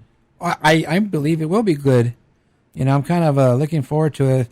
After all the announcements came out and Disney Parks blog posted everything that they were announcing, I didn't look at anything because I was so busy trying to do other things. So today is my first day looking at the post for this. And yeah, I think it's going to be a good fireworks show. And of course, the projections on the castle and on the buildings on Main Street, they're going to have all that. So it looks pretty cool. Yeah, they don't really give you much to go on here. No. It's just a sentence that says, "This incredible celebration will feature a brand new fireworks spectacular." And then there's a picture. Yeah. That's all there is about the fireworks show. I assume that by the end of the year or beginning of next year, we'll start getting more details maybe about the fireworks show. Does this mean that the new, shorter incarnation of Remember will be finally gone? Well, I mean, it'll be gone for now. And then next time, once this is over, it'll probably come back, or it'll be the 4-minute and 20-second Fantasy in the Sky once again. Now, I just want to say real quick that I'll watch the fireworks because I like fireworks, but this whole Pixar Fest thing, I don't like it because I think it's too much Pixar everywhere. You get both parks. Exactly. You get Pixar coming, you got Pixar Pier, and then you got if you got Pixar Fest and Pixar Play Parade coming to Disneyland, and then you got a fireworks show. It's just to me it's too much Pixar everywhere. I mean, I know that you don't care and you probably like it, but other than people slamming doors for no reason, that the way too much Pixar stuff going on in the parks, both parks, it's overwhelming when you got so many other things that you could be doing instead of just having Pixar everywhere. At least it's not Frozen. Well, this is true. When you a couple years ago, you had Frozen everywhere. At least this is Pixar, so it's a little bit more spread out and it's everything. Because Pixar's like 10 or 15 movies, and Frozen is one. Right. So I mean, you do have a little bit more stuff to go off of, but if you're gonna have Pixar in one place, you don't need to have I don't like having Pixar everywhere when you have so many other properties that you could be doing stuff with. You have so many other things you can make a fireworks show out of, right, instead of making a fireworks show out of Pixar when you already have a parade and then you already have a whole section that's going to be redesigned at DCA specifically for Pixar.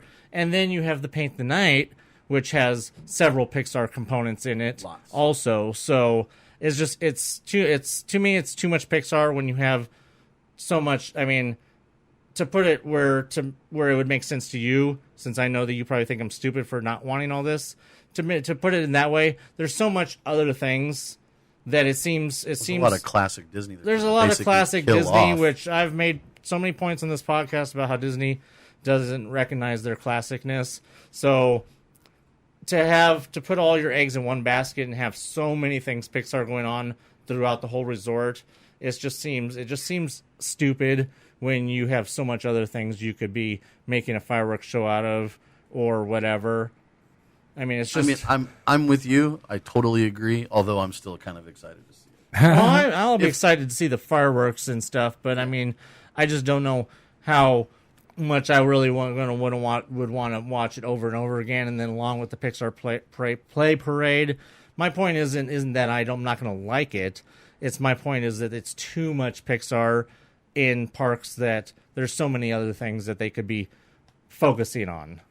Can I give an analogy that my girlfriend and I would, Elizabeth, we used to use when Frozen was everywhere?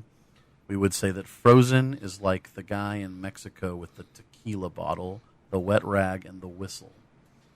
What you do is you go down there, and he blows the whistle and grabs you by the hair, pulls your head back, and forces the tequila down your throat. And then afterwards, he wipes your mouth with a dirty, wet rag, and then he holds out his hand and expects you to pay him for this service.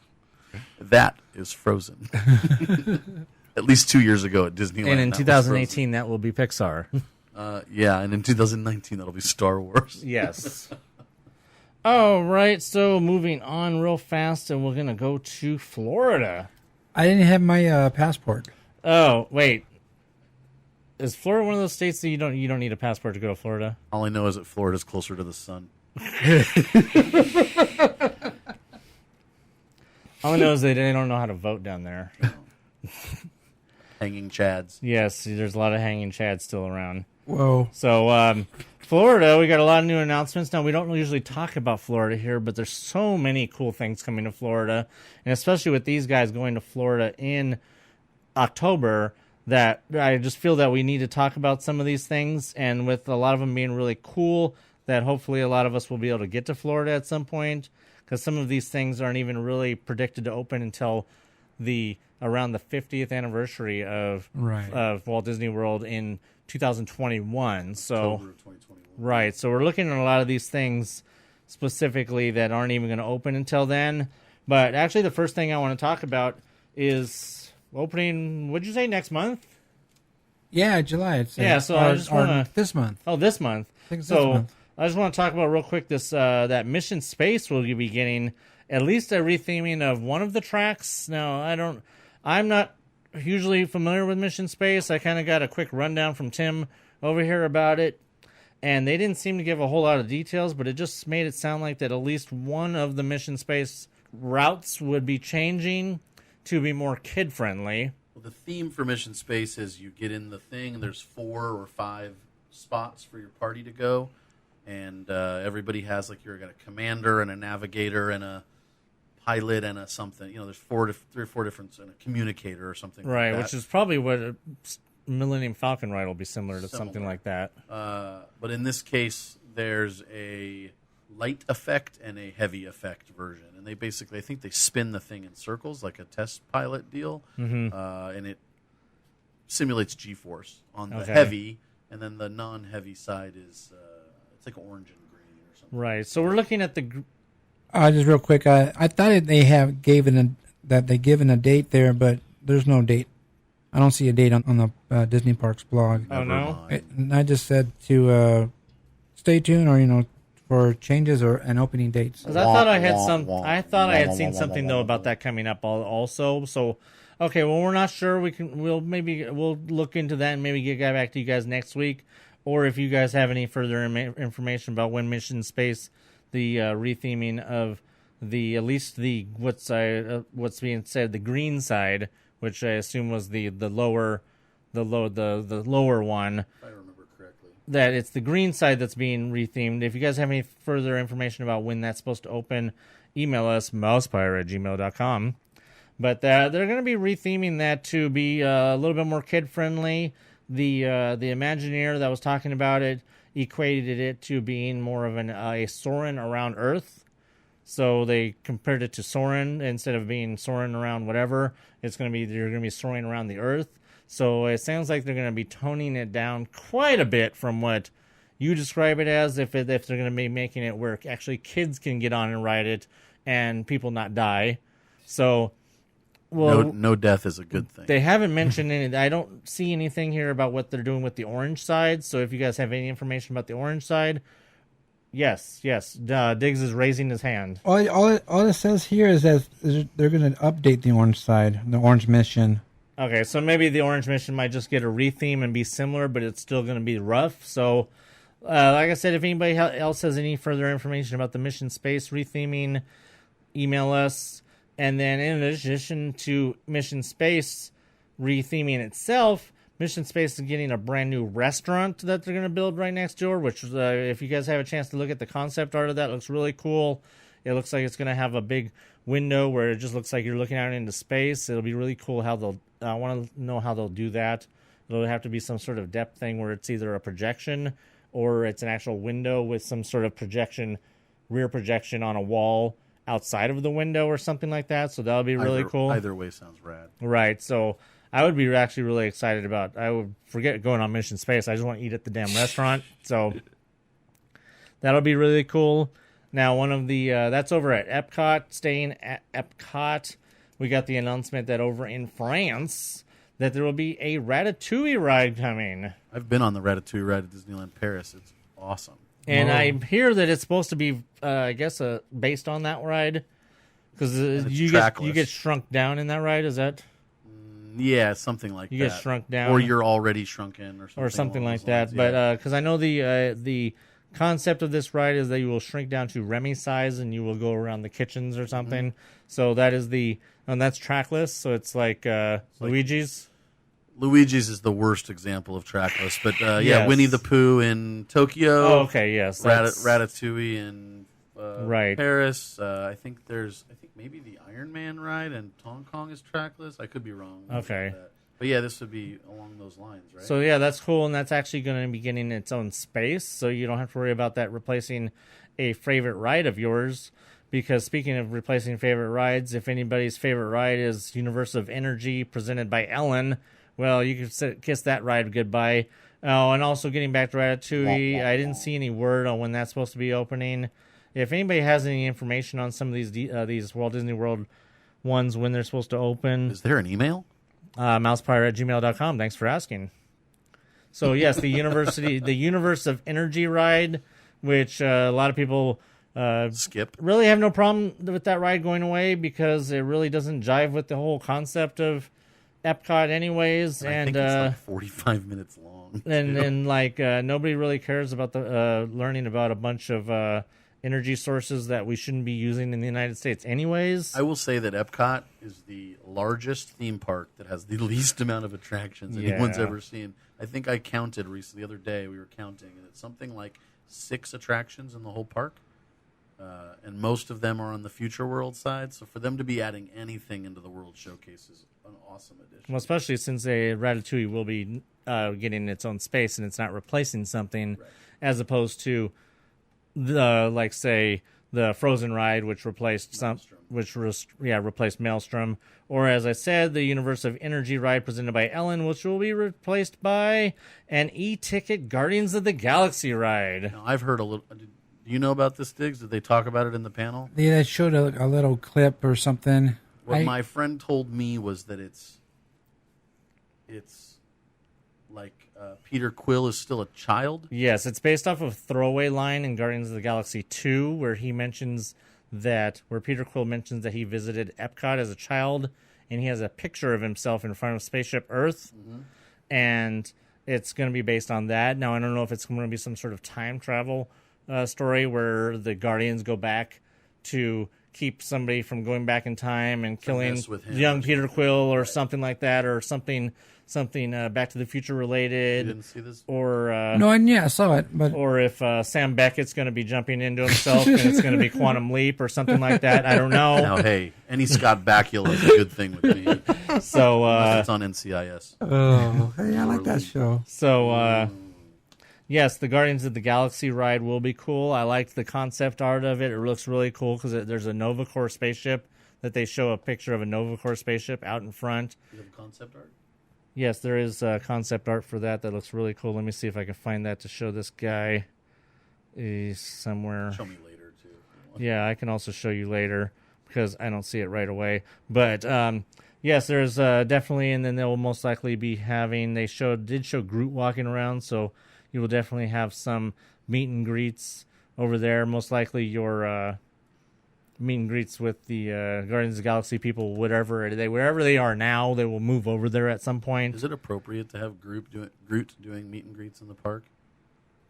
It's a lot of people touching wood. True. All right, so yes, that would be coming. I assume that because it's an e-ticket ride, it'll be replacing an existing building that we have a few years before that will be showing up. Or not, I don't know. But I think that's it for Epcot. Moving over to Disney's Hollywood Studios, we are getting they touted this as the very first Mickey and Minnie ride. Yeah. Is that true? Like, of all parks or just in Florida? I don't think there's been a Mickey or Minnie an actual ride anywhere. I don't Yeah, think so so, either. whoa, what's happening over there? You got some twisting going on. Don't worry about it. So, Mickey and Minnie's Runaway Railway. Yeah. I like the sound of that. It looks cool. The Which is concept art. replacing... That is, we get to that in a second. Yes, Mickey's and Minnie's Runaway Railway looks very exciting. And it's going to have a big new song that's going to be a classic. That they want to have like a classic almost in the vein of like Small World or Haunted Mansion. I'm rolling my eyes. Or something like that. I don't really know how you group the Small World and Haunted Mansion in the same sentence, but I mean they managed to somehow. Your listeners can't hear me rolling my eyes, but they're rolling. But we will see that. But they will definitely create some sort of original song for that ride. Now, Tim alluded to that is yet another ride that will be replacing another ride, and that brings me to a quick little short rant because I don't want to piss this guy across from me because he already thinks that we're going way too long. So that is going to be replacing the Great Movie Ride in the center of the park, which Inside the Chinese theater, which less than 2 years ago, I literally have the same rant as you. less than 2 years ago, this ride underwent a refurbishment and a new sponsor with TCM, which led to the hat. Mickey's Sorcerer's Hat. Well, I was getting to that also, but the partnership with TCM also led to the Disney thing on TCM with Leonard Maltin. Yeah. So that there's very much connection with the sponsorship with TCM on the Great Movie Ride led to the Disney things on TCM with Leonard Maltin. So if the Great Movie Ride goes away, does the partnership with TCM and then the Disney Treasures from the Disney Vault, that's what it's called, with Leonard Maltin on TCM, will that also be going away? Because I've really enjoyed a lot of the movies that they've put on there because they've been remastered and all that. But yes, that brings me to Mickey's hat. Because the whole point of them taking Mickey's hat out exactly was to showcase the Chinese as part of the partnership with TCM. Right, because in the olden days of what was called Disney MGM Studios back in the day, the original focus and highlights of the park were the water tower, which was in all of their print material, but Chinese. But yes, the main focus was as soon as you walked in the park, there was the Chinese right in front of you, and you could see the Chinese, and it was the centerpiece of the park, and gave it that Hollywood, it gave it that studio look because there was the Chinese, and there was the first ride most people probably went to because it was the first thing you saw, unless you knew that Star Tours was a short walk around the corner to the left. Or the Tower of Terror in the other direction. Right. So, but as kids growing up looking at Walt Disney World, the icon of the Studios park, or Disney MGM Studios at the time, was that Mickey, the gigantic Mickey's hat. right. Well, that Mickey's hat was added later on, I think, as part of an anniversary, I think, It of... was in 2000. Right. It was some sort of anniversary of the park. Had something to do with, I think, when they added the hat, or it was some sort of event that they had, and they look it up. built the big Mickey sorcerer hat right there in the center, and it totally shrouded the Chinese theater and the Great Movie Ride, unless you actually walked right up to it, then you finally saw it. So, what was it? 2 years ago, they tore down the hat, and they made the Great Movie Ride the centerpiece again. What was the hat? Was it like a store or something, or just a It was hat? nothing. Store Just on a- the inside, yeah. Was there a store inside? I It thought was like just, a pin store. but Oh. it was like a floating pin store because the hat was just being held up by big posts, and you could walk underneath. So the kind of hat. like the hotel here. Yeah. It was just a huge, larger scale version of the one at the hotel. I got it here. Okay. Wikipedia. The Sorcerer's Hat was the icon of Disney's Hollywood Studios. The third of 4 theme parks built. The structure was inspired by The Sorcerer's Apprentice. With its opening on September 28th of 2001, it replaced the Earful Tower, as which is the water tower, as the park's icon in all marketing materials. It's weird because I was there at the end of 2001, and I actually didn't even realize that was brand new then when I saw it, the hat. I was there in 2003 for the first time, and I didn't realize that I felt like it had been there a long time. It did. It felt like I thought it had been there a while, even though I knew that the water tower had been the old icon of the park along with the Chinese. But anyway, so they took that out and they had the Chinese be the centerpiece again. And to me, it's Launch Bay all over again. It's the superhero HQ all over again, except for even worse. Or not, well, maybe not worse because they probably spent more money, but It's funny because their launch bay is just around the corner there in Right. the Hollywood Studios Right. too. And so the Great Movie Ride is going to be going away. It's going to be replaced by this Mickey and Minnie's Runaway Railway ride. Now, what I want to know is when they build this, is it going to be a really fancy building? Is it going to become the centerpiece, or are they going to try to put the centerpiece of the icon of the park? Is they going to put it back on the water tower? Is it going to become the icon of the park again? Tower of Terror is kind of the icon of the park now, Right. on a lot of their marketing materials. But I think that they're going to keep the Chinese and they're just going to gut the movie ride. And put So you think that Minnie Mickey's inside the- Runaway Railway is going to go inside of the Chinese theater? Even though it would- doesn't seem like it has anything to do with the name of the ride itself. The reason I think that is because they just redid the Star Wars fireworks show, and a lot of the show involves video mapping over the front of the Chinese and the other buildings there, and they literally just did that last year. So to add this whole thing in and then put scaffolding up just wouldn't make any sense, especially if they can do an internal, right? Right. So, last day of the Great Movie Ride will be August 13th of this year. So if you guys need to get down there and check that out. Now, one of the interesting things that I want to mention real quick before we move on is just the fact that they're calling this new ride 2.5D. Did they elaborate on that, any of why they're calling it 2.5D? They basically said that, well, you know that most of our attractions are 3D or you need glasses and things like that. They said, this ride, you will not need any glasses, but we are calling this 2D. So basically, they're 2.5D. Yeah. Is that 2.5? 2.5D. Oh, yeah, 2.5D. So basically, I mean, they just explained that you're going to be incorporated into the ride and you're going to be a cartoon, I guess. I don't know how they're going to do that, but Makes me think of Super Mario Brothers. Right. I just want to, this one quote here, it pretty much says it all about what their aspirations of the ride. It says, this is one of the boldest, most impossible things we've ever worked on in almost 40 years of being an Imagineer. This was from Imagineer Kevin Rafferty. He said, and you know what? That's what I love about it. Well, that and Mickey. Then he said, this is not going to be a small attraction. It's going to be game-changing. so you know what that means?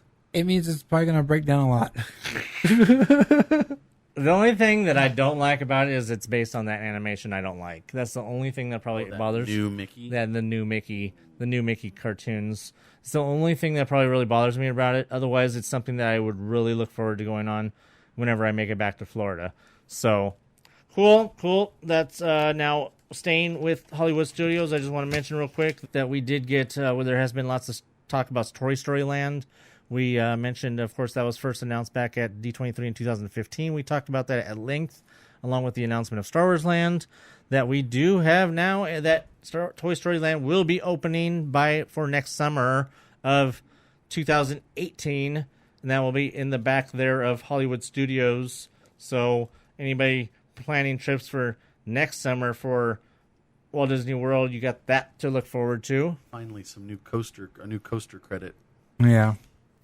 Right, because you got at least, 2 rides, I think? 2 good rides that they're supposed to be having in Toy Story Land, I believe? Well, the Slinky Dog roller coaster. Right, the main and I've seen pictures of the construction over there, and you can see the skeleton of the Slinky Dog coaster going up already. So, they'll probably take the RC Racer from Paris, I think, is the other one they're doing. So, yeah, Toy Story Land opening in summer of next year, so that's cool. Once we have a exact date, because I don't believe we have an exact date. Just summer of 2018. So once we have an exact date on that, we'll be able to pass that along to you guys for anybody that is going to be going over there. Oh, the other ride, Alien Swirling Saucers. I have a question about the parks panel. Did they say anything about the Stitch's Great Escape? No. Because that was in the rumor mill in the last 6 months. That's been in the rumor mill Stitch's since it opened. is gone. Well, it was Alien Encounter originally, and then it's become Stitch's Great Escape. Which I heard is the worst ride ever. The worst attraction ever. The first attraction ever, or the worst attraction ever. That's what I've heard it referred to. That isn't an attraction because all you do is sit there. Right, well. But there's shoulder harnesses. Yeah. Whoa. All right, so one last thing in Florida. 2 last things in Florida, and one of them is huge, and that is over at the Magic Kingdom, moving into a brand new space right next to Space Mountain. Dun, dun, dun. Do-do-do, do-do-do, do-do-do, do-do-do. Attention, all users.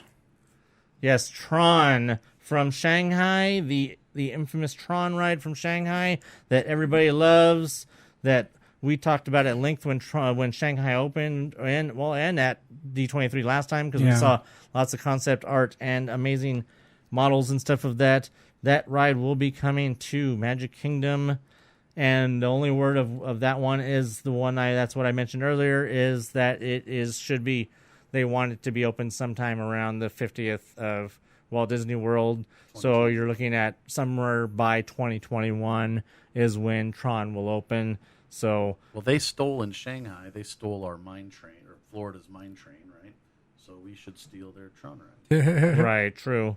So, yes. So, anybody who has anticipation of Tron coming to Florida, well, you got a lot longer to wait for Tron than you do. I've looked it up on the phone. The actual spaces they could possibly be using. Well, it'll be going into this space right here above Space Mountain from the concept art. Okay. So that's a pretty big swamp area there. What do you think, Diggs? Yeah, that's a pretty big area. The concept art that they show for Tron shows it going into that right here.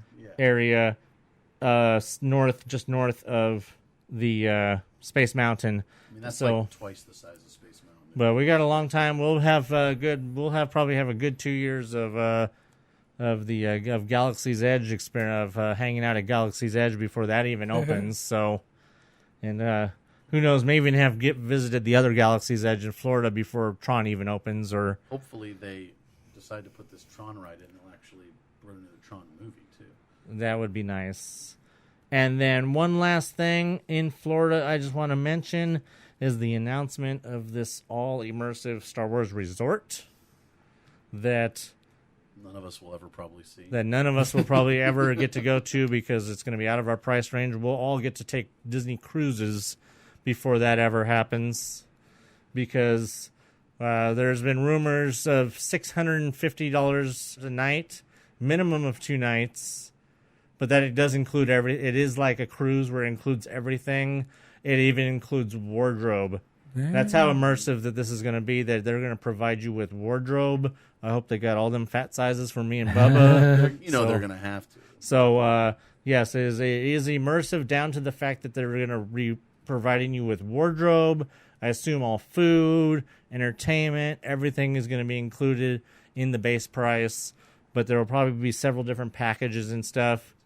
But there's, like I said, it's just like when you go to a mystery dinner theater type of thing, like on drugs, right? Yeah, like one of those, but like space. on super crack. Yeah. They will say that no matter where you are in the hotel, no matter what room you're in, you look out your window and you'll be looking into space. Right. So it's going to take the Mission Space restaurant, I think, is it's a test for what's going to be global with that, because you're going to have to do, if you're going to have everybody looking out a window into space, you're going to have like an outer shell around the hotel. They could make it like look a like shell, the Death Star, right? From the outside. That would be amazing. And then on the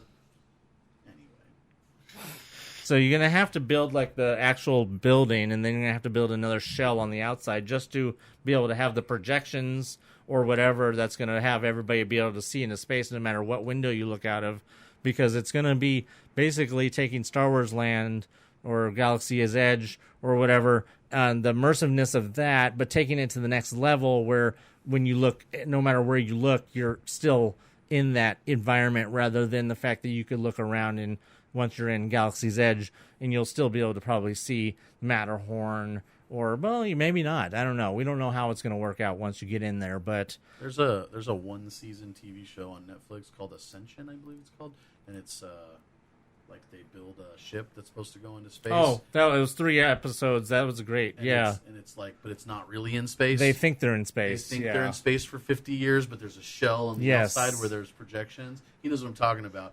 That made me think of it immediately. That was a sci-fi miniseries. It was great. It's like 8 or 9 episodes, and that's it. Yeah, it's on Netflix. That's great. That was a great miniseries, and it's a great example of that because, they thought they were in space, but it was actually they were in like some building inside of a fake ship. Yeah. So, it would be very much like that, where you could be, no matter where you are, you're going to feel like, except for, obviously you're not going to be able to have there'll be no weightlessness or anything like that. Of course, there is no weightlessness in Star Wars. Is there? Wait. No, that's Star Trek. But, so that will be very... Don't dog on the Trek, man. Hey, I don't. I love Trek, so... We'll talk about that one. I know, huh? So, yes, no idea when this is coming. No idea when it's going to happen. No idea how old we'll be when we'll be able to... if we ever get to do it. So, but that is something very interesting coming. That will be coming to Florida. And, very interesting. Just real quick, I don't know when that's supposed to open, but they have that other DVC. Oh yeah, that hotel, that Riviera, the themed hotel that they're supposed to be opening there. And then just real quick, there's also supposed to be that Marvel hotel opening in Paris. Yeah, really. And that's all I'm really gonna. I will say that in Paris, there's something like 7 or 8 hotels, and most of them are empty at all times. Well, they don't fill them. So for them to theme one to anything, all they'd have to do is theme the inside of a hotel. Well, then if they have that many hotels in Paris that are empty, then they really shouldn't build a new hotel. They should take an existing hotel and retheme it. And they probably will. And then hopefully that's what they are doing. But I just wanted to just mention that. I didn't really want to talk about that too much, but I don't even know what the details are on it. I just saw some concept art, and we saw that they took the Hall of Armor from Launch Bay, and they're going to put it over there and put it to better use, most likely. So, one more thing. Speaking of cruise line, by 2023, we'll be getting 3 more Disney cruise ships, all bigger than the biggest one that we have right now. I believe the numbers were over 1,200 rooms in each of them. Not the berths. Well, yeah, or berths. 1,200 berths going on at the same time. That's loud and messy. But so we'll have the next cruise. The one cruise ship will launch in 2021, then 2022, and then the final one 2023. That will have doubled the cruise ship line. Or there's 4 now, right? There's 2 old and 2 new. 2 big and 2 small, basically. Right? Something like that. It's the magic and the wonder. But one of them is one of them's fairly new though, so I think they're counting that they will have doubled. The last one's the Black Pearl. Of course. And they are definitely talking about all kinds of different entertainment and theming opportunities. What I'm really hoping is that one of those is they're going to expand Star Wars Day at Sea to have a whole Star Wars Day cruise. Would be really awesome. And just different opportunities for having some of your more an actual themed cruise rather than just a Star Wars Day or a Marvel Day at Sea. All right, so yeah, that was the parks panel, and at the end of the panel, they gave a little story about a little kid who wanted a green balloon at Disneyland when he visited, and when they actually got there, there wasn't any green balloons in sight. I really wasn't paying attention. I don't know how he got the green balloon or how they found out. Maybe they talked to the cast member, and anyway, end of the story, the kid gets the green balloon and he gets all happy and everything like that. The only thing I know about that story is that the kid had autism. Yeah. So I think that we need to have Michael look into that story and then email about it next week. Cool. So, yeah, so at the end of the panel, they came out with green balloons. And there they started passing out green balloons. Yeah, so a lot of people were walking around with green balloons. This is the Mickey Mouse balloon, the green, and then the regular plastic cover, whatever. Nothing special, just green. Yeah. So, I mean, that was pretty cool, but they also announced before that, I believe, that everybody in the parks panel was going to get a fast pass to Fantasmic that was going to have a soft opening on Saturday night. Sunday. Yeah, and or Sunday, so you were able to go and take your little laminate pass thing they gave you. I just have one question. Was Oprah there? And she was like, you get a fast pass. You get a fast pass. Everybody gets fast passes. Well, Oprah was there. But she didn't tell us that. No, but she did not say No. that. No, but she did say that real quick in the Legends panel. I don't know if you guys heard the story that she did say when they announced that everybody was going to be getting a poster of some sort from the... Oh, no, it was at the live action panel. Oh, I guess I could talk about that next week. But when they announced everybody was going to be getting a Wrinkle in Time poster, she got up and she was like, everybody gets posters. God. You get a poster and you get a poster. Yeah. So, yeah, we were able to go to get our little wristbands and... Laminate. Yeah, they gave out the little card that said Fantasmic and it said July 15th and 16th or something like that. And then you were able to go over to the show pass area and stand in line for 2 hours so you can get your wristband, and then they can mark your laminate off that you already got your wristband. So that they also didn't give away too many wristbands. Yeah, and Showtime. you can pick your time either Saturday at 9 o'clock or 10:30 or Sunday 9 o'clock or 10:30. So like I said, we did mention that this past weekend was going to be your opportunity to see Fantasmic, so we did announce here that that's the weekend that they were going to have a soft opening before. Did you know that? You knew that already? We talked about it about a month ago. Okay.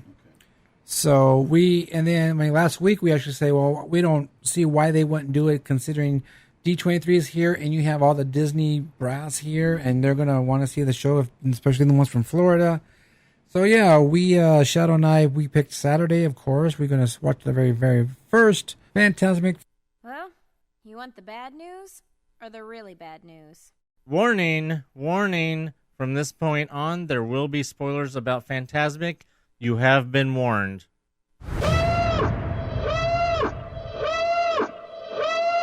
We're doomed. So yeah, we checked it out, and the very first one I recorded, I showed Tim some of my footage. We were talking about the show. Well, my question is leading into this. You guys are big Fantasmic fans like myself, right? Fantasmic's probably one of my favorite things in the whole world, easily. I used to be able to recite all of it. I could probably recite the whole show for you right now. The old show. Nonetheless, I was sad when it went away for the last year and a half. Hell yeah. And I've been very excited for it to come back, but apprehensive when they announced that there was going to be changes. You guys feel the same way? I didn't really want changes, but then later on, after whatever time it's been, like, okay, well, I guess I got used to knowing that there's going to be changes. Yeah. So, But they've made changes before, right? So I'm not thinking that there's going to be, I'm thinking, oh, they're going to add an Aladdin scene. There's going to be a new princess. Ursula was there as a float at one point. That went away. Then they added Flotsam and Jetsam. They added the green flashbang at the end of the show. That's a change that's happened. There's been things over, on the back of the boat used to be the 3 little pigs and the big bad wolf. all right, Now it's Buzz, Woody, and who are the other? Army men. And the Army men on the back of the boat. Basically, Pixar Fest on the back of the boat. Exactly. I think Diggs and I are in the same boat. We're thinking some changes are going to be happening, but was that what happened? Were similar changes to what you expected? Well, we talked a lot about that, and one of the things that my concerns was that they were going to bring stuff from Florida, and I kept talking about that because one of the biggest things that I didn't want from Florida was the Pocahontas scene. Right. From the Florida. Pocahontas is in lieu of the fact that they have no boat there to do a Peter Pan or right. scene. But I was just concerned that they were going to bring it because we'll get to messing up flow in a minute, in a little bit, but Pocahontas was one of the things to me that it messed up the whole entire. It slowed down the Fantasmic in Florida, and it totally messed up the flow of it because it just seems out of place. And then, what was the other one from Florida that I was talking about? All the villains that just appear out of nowhere. Right, the villains and stuff. But there's an Aladdin scene in Florida that I thought I liked the Aladdin scene in Florida, and I thought that I believe it's Aladdin that one I said could come here, but I was adamant that I didn't want Pocahontas. Weren't you talking about the genie? Oh yeah. Yes, I believe so. I actually don't remember now, but I just thought genie. I just know I didn't want Pocahontas, and that I just kept talking about, oh, these are things that are from Florida that they could bring over here, and I don't want Pocahontas. But other than that, I mean, I don't know about you, but I know other than that was my only thoughts. But I just know that I expected change, but I never expected a complete and utter redo. I didn't expect them to revamp or remix, is what I've been saying. Yeah. The entire show. What did you think? Well, like I was saying, I did film the very first one. So, you know how you film things and you're just trying to get the shots and trying to get that, and you're really not really paying attention. Mm-hmm. So, I mean, I knew that going in that, I'm going to film this. And I was like, you know what? What I'm going to try to do is try to pay attention. So I had my camera and I focused it where I want it, but I was still looking. I wasn't looking at my camera screen. I was looking around to see what was going on. So I did try to catch the very first show and try to explore what was going on. But I also knew at that time that we were going to watch the 10:30 show over in the handicap section by the dock. Gotcha. So I knew right then I'm going to watch the show. I'm not trying to do anything. Because there's no smoking area anymore. Well, no. I was up by the boat the dock. other dock.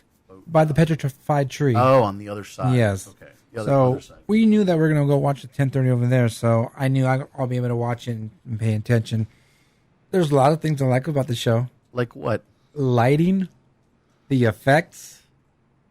Thought that was bad. The pirate boat was badass. Okay, now I'm not talking about the scene. I'm talking about lighting and the effects. Okay. And just seeing how they added the new lighting and the spoilers, people. It's fog on the boat. And you have all the fog coming up, which is cool because flowing. The fog is flowing. It's like low-lie fog. Yes, similar to the Barbosa section. There's no way you're going to tell me that doesn't look badass. Oh no, it looks amazing. Yeah, I mean, so it looks great. The best part, visually appears to be. Yes, the best part of that is when I was sitting in that area. Once the boat went by, then you see the trail of fog, and I was just like, "Wow, that's amazing." I mean, of course, it's going to have a trail when you're moving.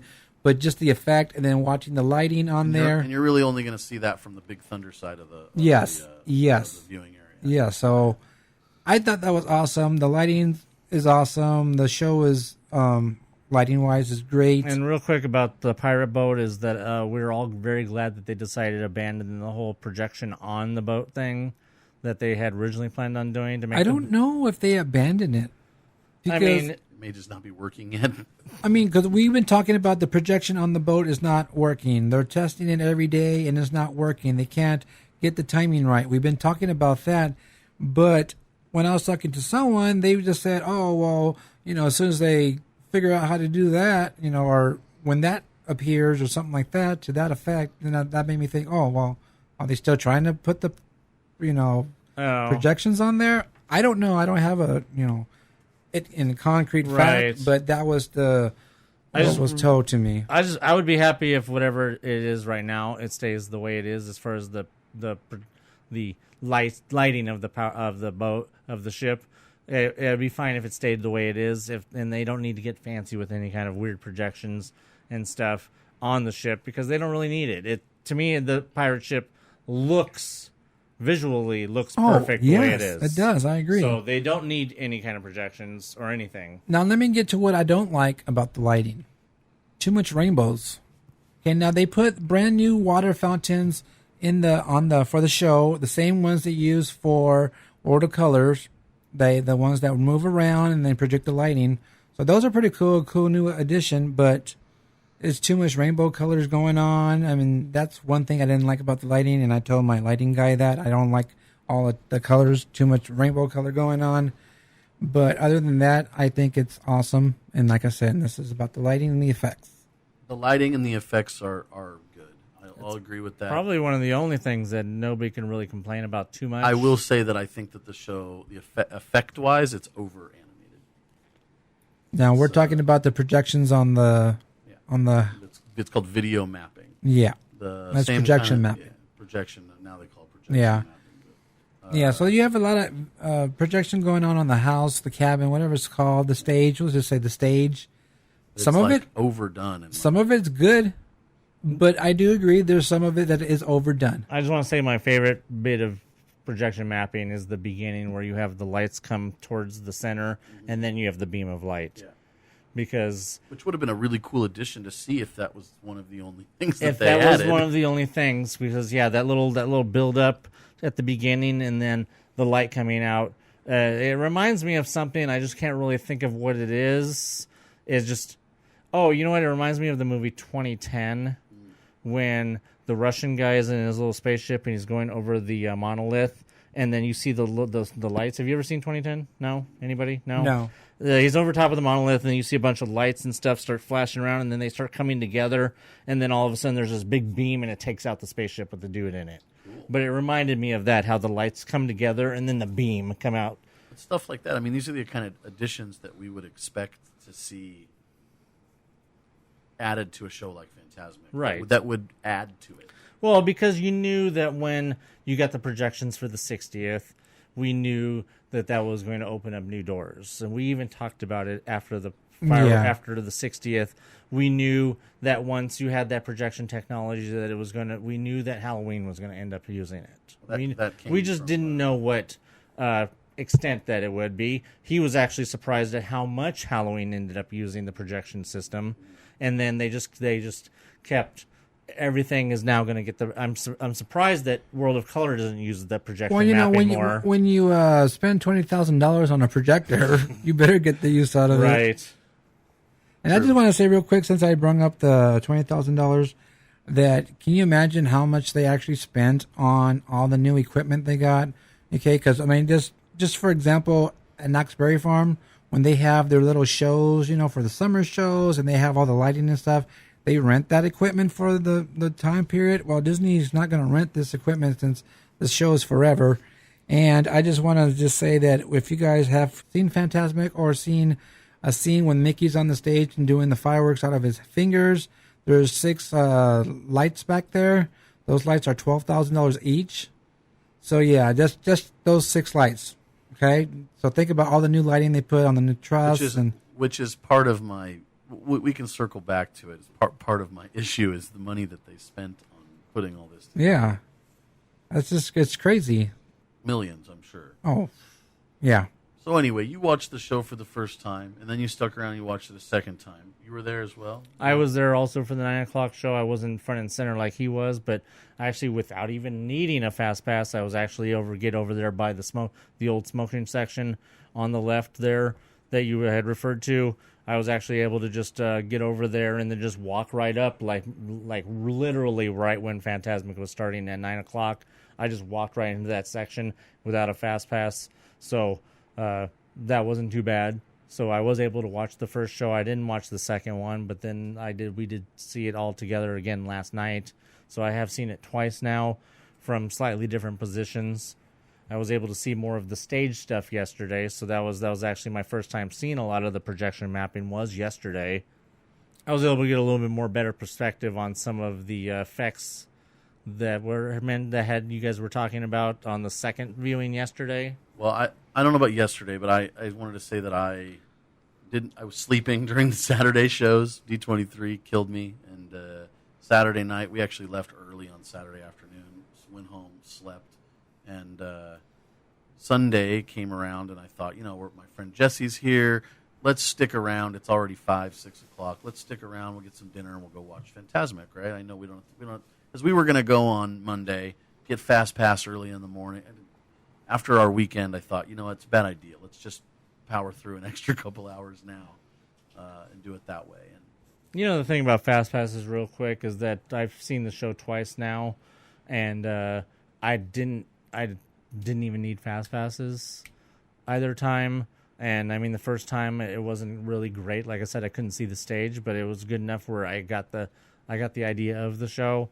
And then yesterday we saw the 11:30 showing, and we didn't need fast passes. We were able to get all the way over by actually the Island dock. Yeah. The third showing is great for just walking. So I mean, the third showing back when Fantasmic was here before, after they started fast passes, we used to consistently, when they would off the cuff add a 11:30 showing, we would always try to go to that showing because it would be so dead, and we would get a great spot to watch the show. Do we have anything else we want to talk about specifically about Fantasmic before we get into the major complaints and Tim's general grievances over here? I mean, it's kind of all of us have general grievances about Fantasmic, and most of them are basically the same. I kind of even don't know where to begin. I will say that the show that we saw on Sunday night at 9, the more I think about it, there must have been some technical difficulties. And I even texted my friend Jesse and before the show tonight here and asked him, were there audio problems with the version of Fantasmic that I saw, in his opinion, or was it the same every night? Because he'd seen it Saturday, Sunday, and Monday. And he said on Sunday he told me he thought there might have been some audio problems, but he wasn't sure. So that's the only one you've seen, was the one on Sunday? I only saw Sunday night. Okay. And he says, I'll be honest, bro, I saw it again, and I didn't get any problems. I think something went wrong with the speakers where we were at, because even though I didn't watch the show on Monday, I did walk around the area, and I didn't hear any of those audio glitches. My issues with the audio is only re-recording the songs, not very well. He says re-recording songs not very well placed together.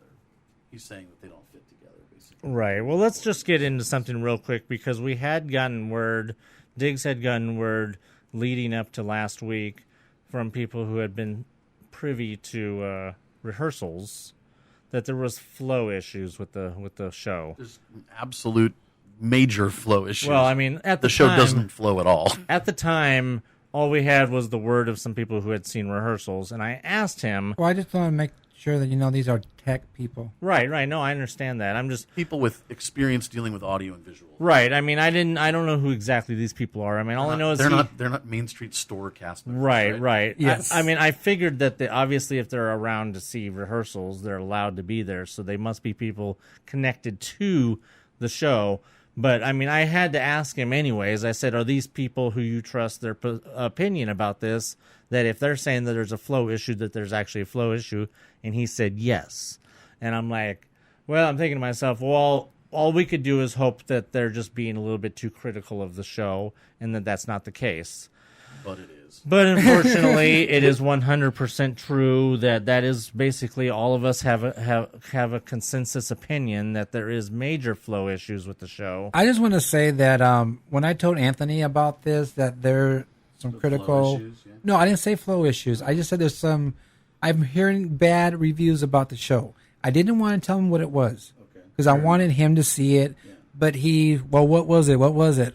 All right, so I told him. So I guess just after we saw it, he's seen it, and he. Well, that was one of my first things. I didn't hear that from you. Right. And my first thing was where's the show previously had an amazing natural flow that felt right.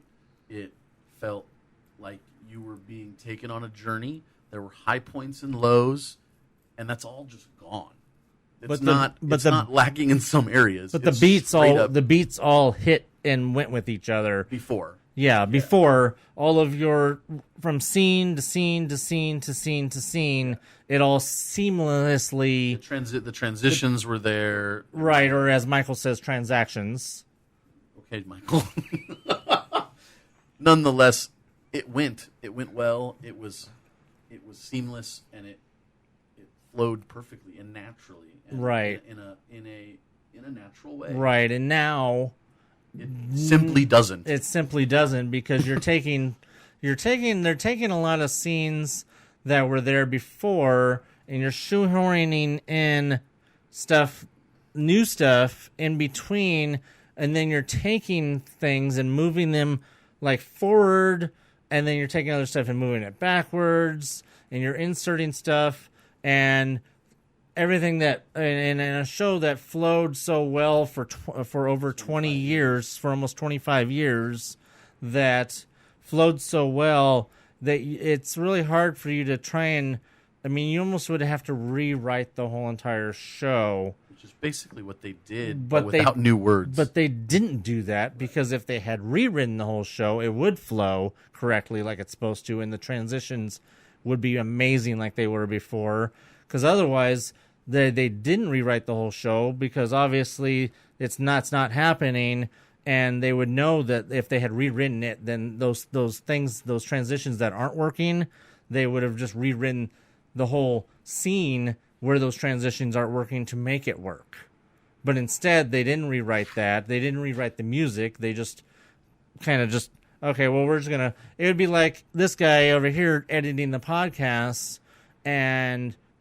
Oh, let's say we have our opening theme, right? And this guy decides that all of a sudden he wants to put in a piece of music into our opening theme.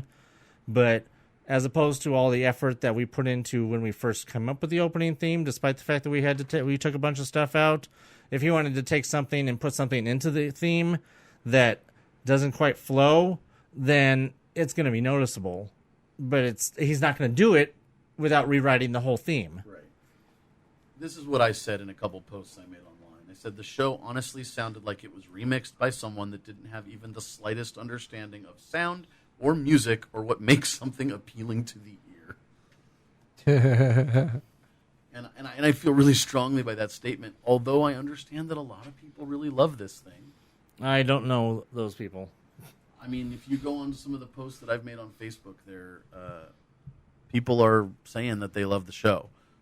They understand some of the things that we're saying, but it's more disagreeing with me than agreeing, which is shocking. I don't understand who these people are. I don't understand who these people are that keep saying, "Oh, it's finally better than Walt Disney World," because it's always been better. Because I will always say that there's no way the show can be better that has a plywood boat. I ended or Pocahontas. That's true too. I said surely it would have sounded better if they had hired a deaf Paris Hilton from 10 years ago to produce the remix. Wow. That's okay. And I think in some other got posts, really nothing to go off of that. In some of the other posts, I think I may have said that that it sounded like they did hire a deaf Paris Hilton to do the remix, but nonetheless, and the general responses are not necessarily great. I said, well, Disneyland has completely ruined Fantasmic. Even if I could get over the over-animated video mapping and nonsensical story changes, the audio is the obvious issue. It honestly sounded like it was produced again by someone that didn't have the slightest understanding of sound or music or what makes something appealing to the ear.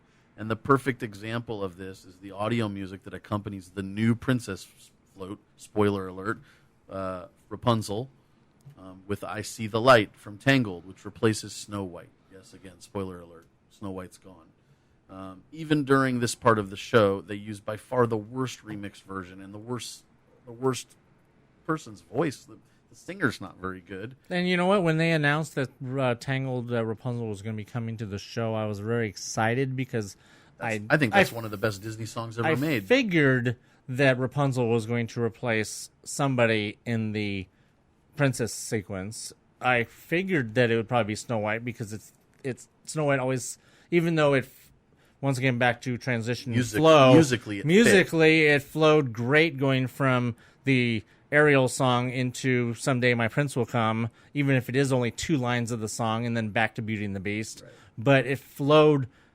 perfectly, but I knew that Snow White would probably be the one to come out in favor of Rapunzel because the other two are fairly, new, a lot newer, and that Snow White was probably only there because it's the original. Yeah, but they should have just added her. They should have started with Rapunzel, or well, they would have had to get a fourth boat, right? And that figured that wasn't going to happen. Maybe a better spent of money than all these projectors. You know what? When I first saw Fantasmic, I didn't think the Snow White thing flowed right. I didn't like it. I never liked that part because of the fact that, it's like only you said, 2 lines, and I'm like, well, that didn't make pointless, sense. Yeah. Yes. So I mean, I thought the same thing about that, but getting back to Rapunzel. But then now you can't unhear it going into Someday My Prince Will Come. Right. So I'll get back to the other part of the Snow White thing. I have an issue which I haven't mentioned yet, but let's play this. What you're talking about.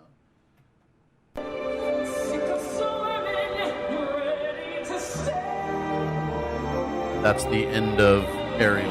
Yes.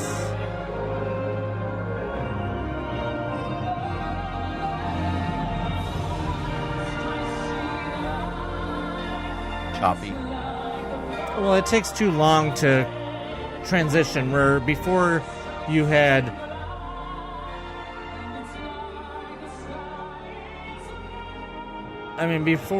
it basically go directly from the Ariel and then immediately Someday My Prince Will Come, they will find true love, and then Tale is Old of Time. Right. But now it's like you got that huge crescendo. I think they needed that though. Really? I mean, I'm not saying I like the part, but I'm thinking that the people who rewrote this, how are we going to transition Mermaid to this?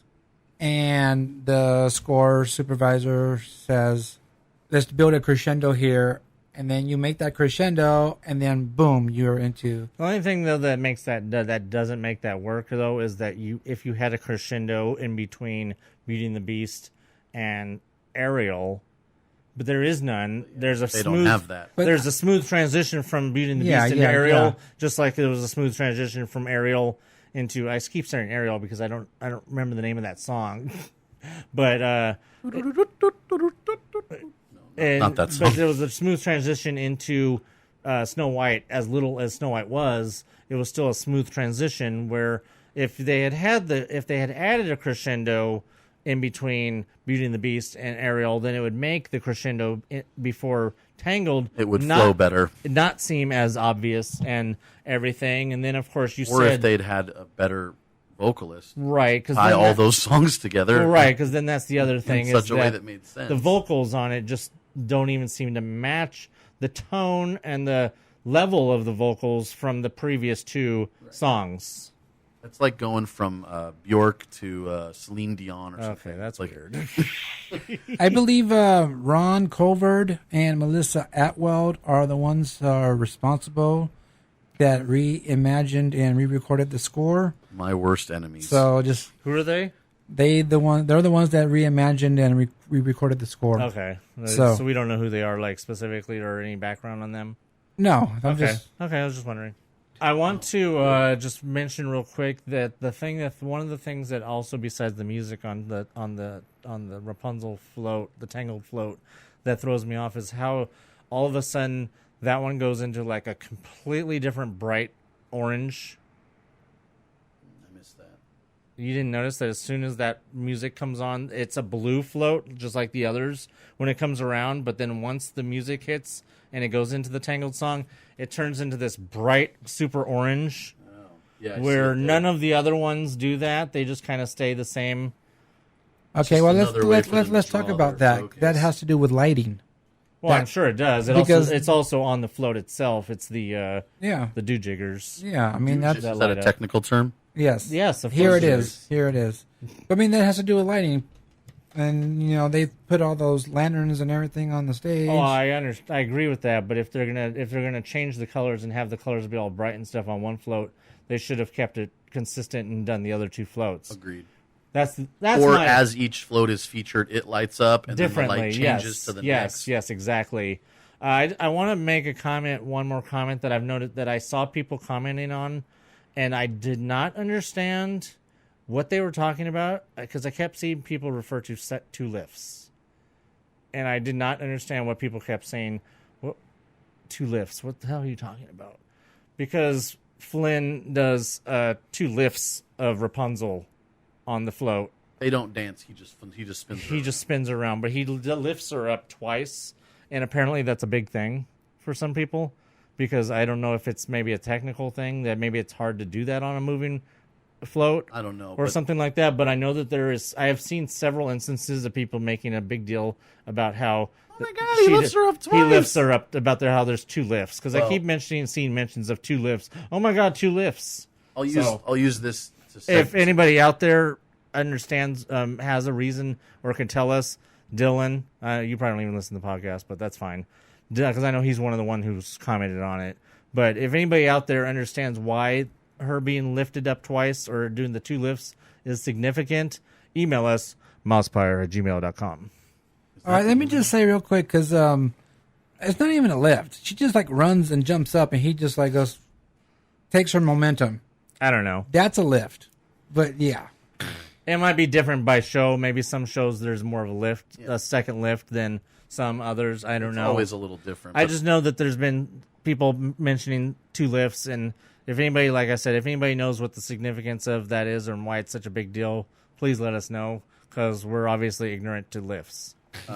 I'll use this to transition into my other thought about Snow White, but one of the main reasons why Snow White being gone to me is particularly sad, and I've seen several other people comment about this, that one of my favorite moments in the old show, and again, a lot of other people were agreeing that for them it was the same, is that moment after, Ariel's on a rock, Beast is in a giant costume, that moment when Prince Charming picks her up and spins her around is truly magical in the original Fantasmic, and it's got an impact in such a way that I think spreads a good message to how men should treat women, and it's got a lot of good messaging. Maybe that's one of the significances of the two lifts, is that it's trying to capture that same magic, but extra. I mean, something like that. I would go to the corner of the smoking area, and as soon as the boat was not lit anymore, I'd yell, "You guys rock!" and he'd put her down and they'd wave like that. Is about the point right there to the left of the smoking section, because like I said, that's where I was at 9:00 on Saturday. Yeah.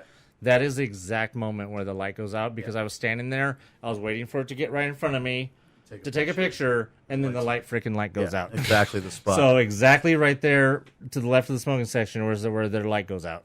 So that's why I wish that they just added it. I mean, adding one more at this point, what's the difference between all the money they're spending? But the other reason, the other thing I had, I was going to say the other dig I had about the Snow White tie. It's not Snow White; it's the evil queen. She's gone. Right. There's no evil queen. There's only the old hag. So there's no transition moment, which was a big moment. Right. Which was a big moment in the original Fantasmic, when she, she's over the thing and she's fanning the cauldron, and all of a sudden she drops down, and here comes the old hag, and you could see the old hag climb out if you were in the right spot. Yeah, especially there by the smoking section. Right. But from most of the areas you couldn't, and it looked awesome.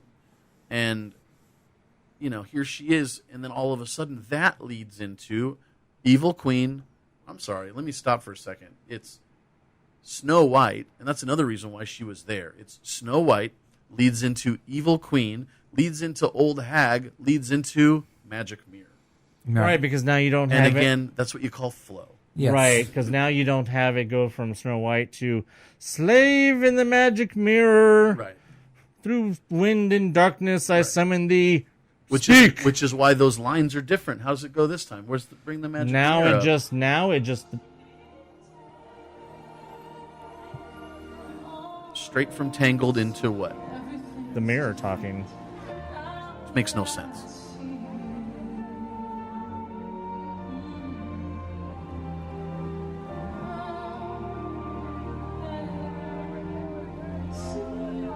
Tell that guy to shut up.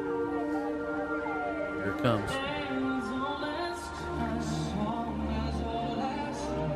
So they still do that. But it just seems out of Yeah, place. but that's Ariana Grande and John Legend. From the movie, yeah.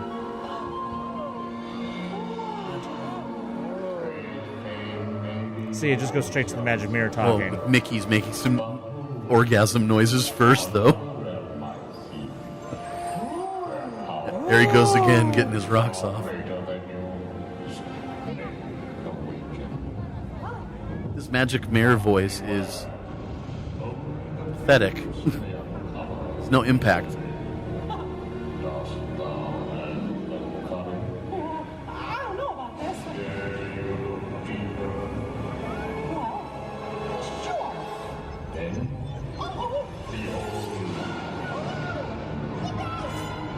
Now, the magic mirror, real quick, brings me to three things that I want to cover. First of all is Mickey's orgasms. Because Mickey does not shut up throughout the whole entire thing, where he used to just, he has talked when he needed to talk. But now, from the very beginning all the way to the end, sprinkled noises. in, you got Mickey just making weird noises throughout the whole entire thing. That's my first point. Here's my impression of this magic. Mickey, take your pants off. Says the magic mirror. And Mickey says, sure, oh boy.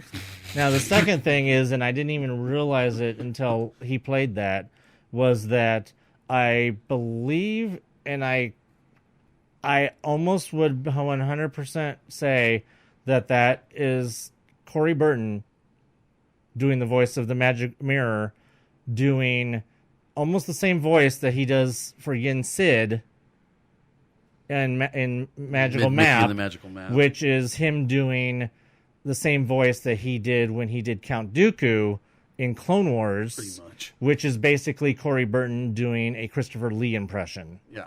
Because the Magical Mirror sounds just like Yin Sid and Count Dooku, which is basically Christopher Lee. And no offense to this guy who's an accomplished voice actor. No, he's but amazing. But Because he was also makes Brainiac in Superman animated. But he also makes a really, really horrible magic mirror, especially, at least with, maybe not in all circumstances, but with so much going on the outside, with so much other little noises. That's not his fault. He has no impact. Well, obviously, it's not his fault, because especially if they were giving him a direction to, they didn't give him a direction to not sound like Christopher Lee or Yin Sid. I mean, you pull that up- it's like, what is it? Yin Sid is inside the mirror. It's actually not even the magical mirror. It's Yin Sid inside the mirror. Is that what If we're you supposed pull to up believe? the Slave in the Magic Mirror, the powerful original Fantasmic Right. Slave in the Magic Mirror, come from the farthest space through wind and darkness, I summon thee. Three other Speak! princesses I see, Right.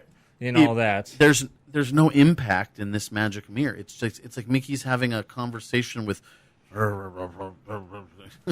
Now, then that brings me to my other point that I wanted to talk about the magic mirror real quick, was during the magical mirror sequence, the magic mirror refers to other realms in one of the dialogue, which to me, I was like, it didn't really lead to anything special, the mention of other realms, because I kept thinking, what, are they going to go into a Star Wars? Is he going to end up in Star Wars? Because he's talking about, oh, are you going to other realms and stuff? I'm like, what other realms is he going to? Has he just been going to other realms the whole time? Because he keeps running around through other things like he does in Magical Map. So is the realms just referring to the different stories? Because to me, a realm just it refers to a whole nother space and time. I mean, not that he's becoming Doctor Who or anything, but it's just that to me, it sounded more like a transition to him ending up in Star Wars. It just doesn't sound right here. Is really the point that we need to stick to. Really, it doesn't, because once from the magic mirror all the way until the dragon appears. That whole section is just grossly. That's probably the worst flow of the whole entire show, is from the end of, well, actually, if you include Rapunzel, from that point all the way till the dragon appears. That's probably the worst part, other than the whole mishmash of the elephants on parade and Lion King, jumping back and forth from Lion King, which we haven't even talked about that, to that. Other than that, I think from the before the magic mirror all the way to when the dragon appears, that's probably the worst transitional period of the whole show, because once you take out the whole purpose of the mirror being there, when you lose the evil queen, there's almost no point in the magic mirror even being there anymore. No, there's not. Because then you go into, you try to go into, with the villains appearing with, because then you transition into how it is originally with Chernabog, or Ursula and Chernabog, which is kind of still the same, but it's the visual. Okay, and I'll just, because you're already on it, they changed Ursula's line delivery. She no longer says testicles. Right. They officially took the S out of the beginning of the word tentacles, where she very clearly said testicles. If you look up any of the old, here, play it right now, you'll hear it.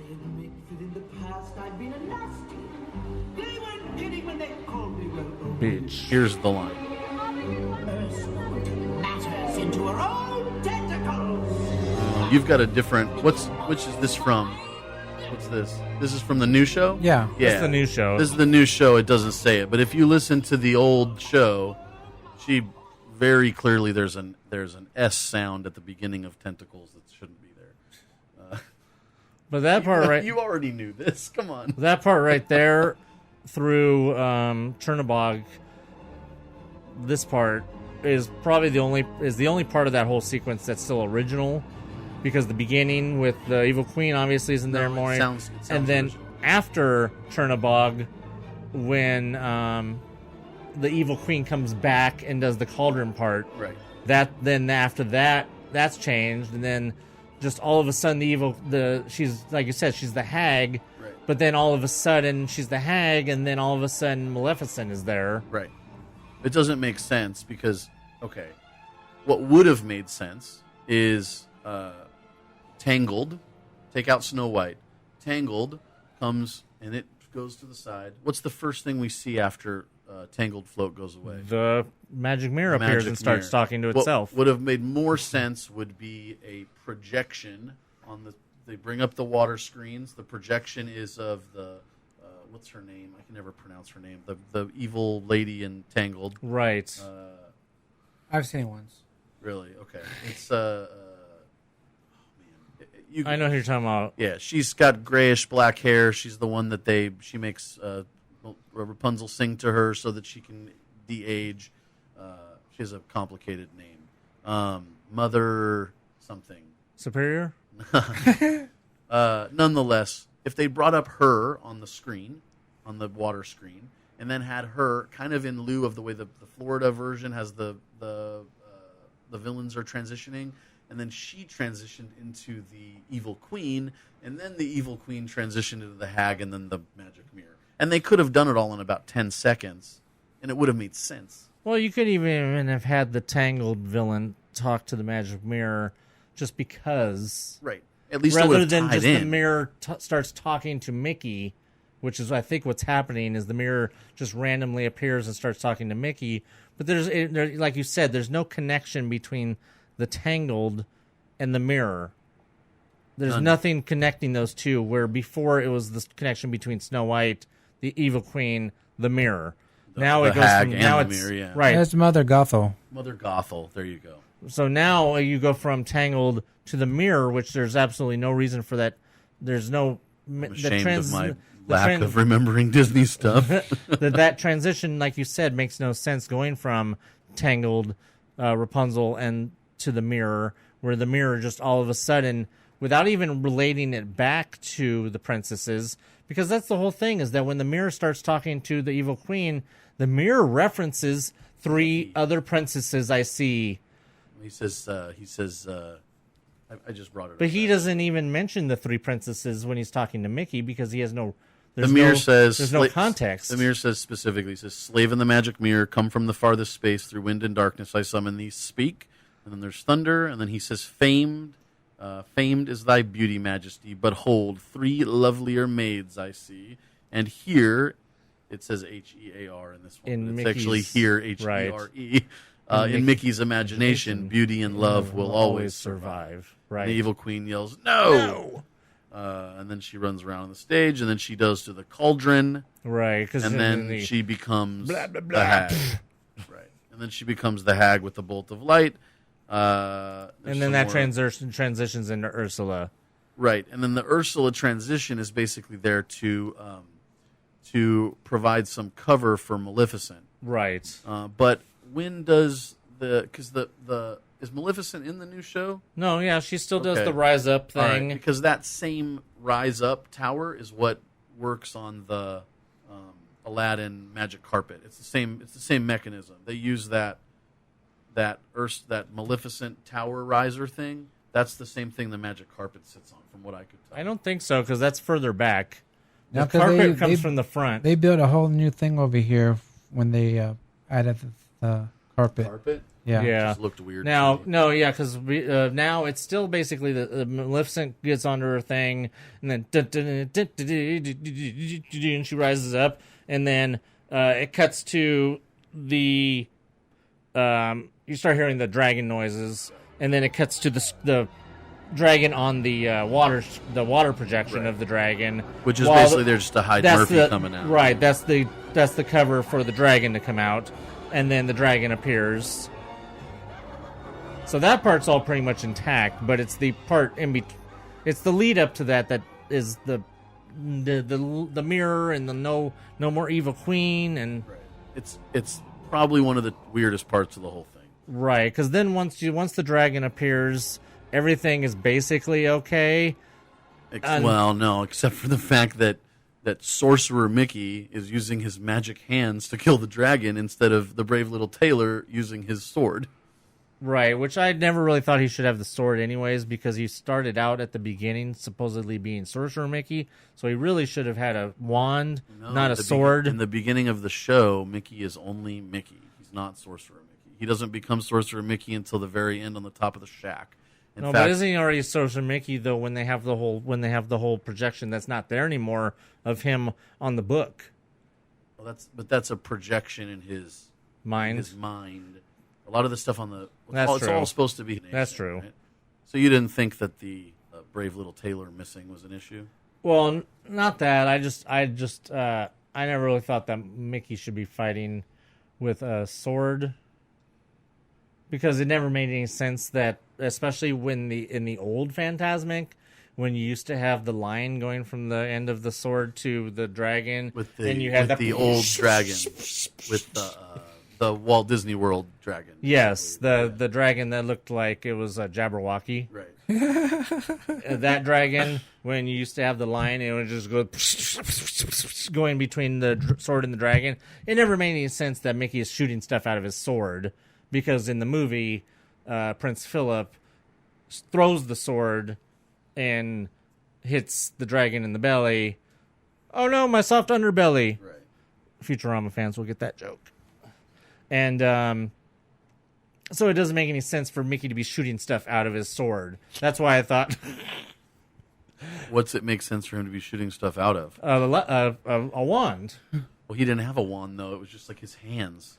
Well, that's what I mean. Now it's his hands. I meant instead should have been a wand. If they'd transitioned from a sword to a wand, I would have said, oh, he has an instrument. Right. Right? That's what I'm saying. It's fine if you wanted to have a sword at one point, but either you have him throw the sword somehow, or mime him throwing the sword and hitting the dragon and killing the dragon with the sword, not have him shooting magic stuff out of his sword and hitting the dragon in the face with it, and then the dragon dies from the stuff he shot out of his sword. It makes more sense for Mickey to shoot stuff out of his wand, but now, yes, he's shooting stuff out of his hands.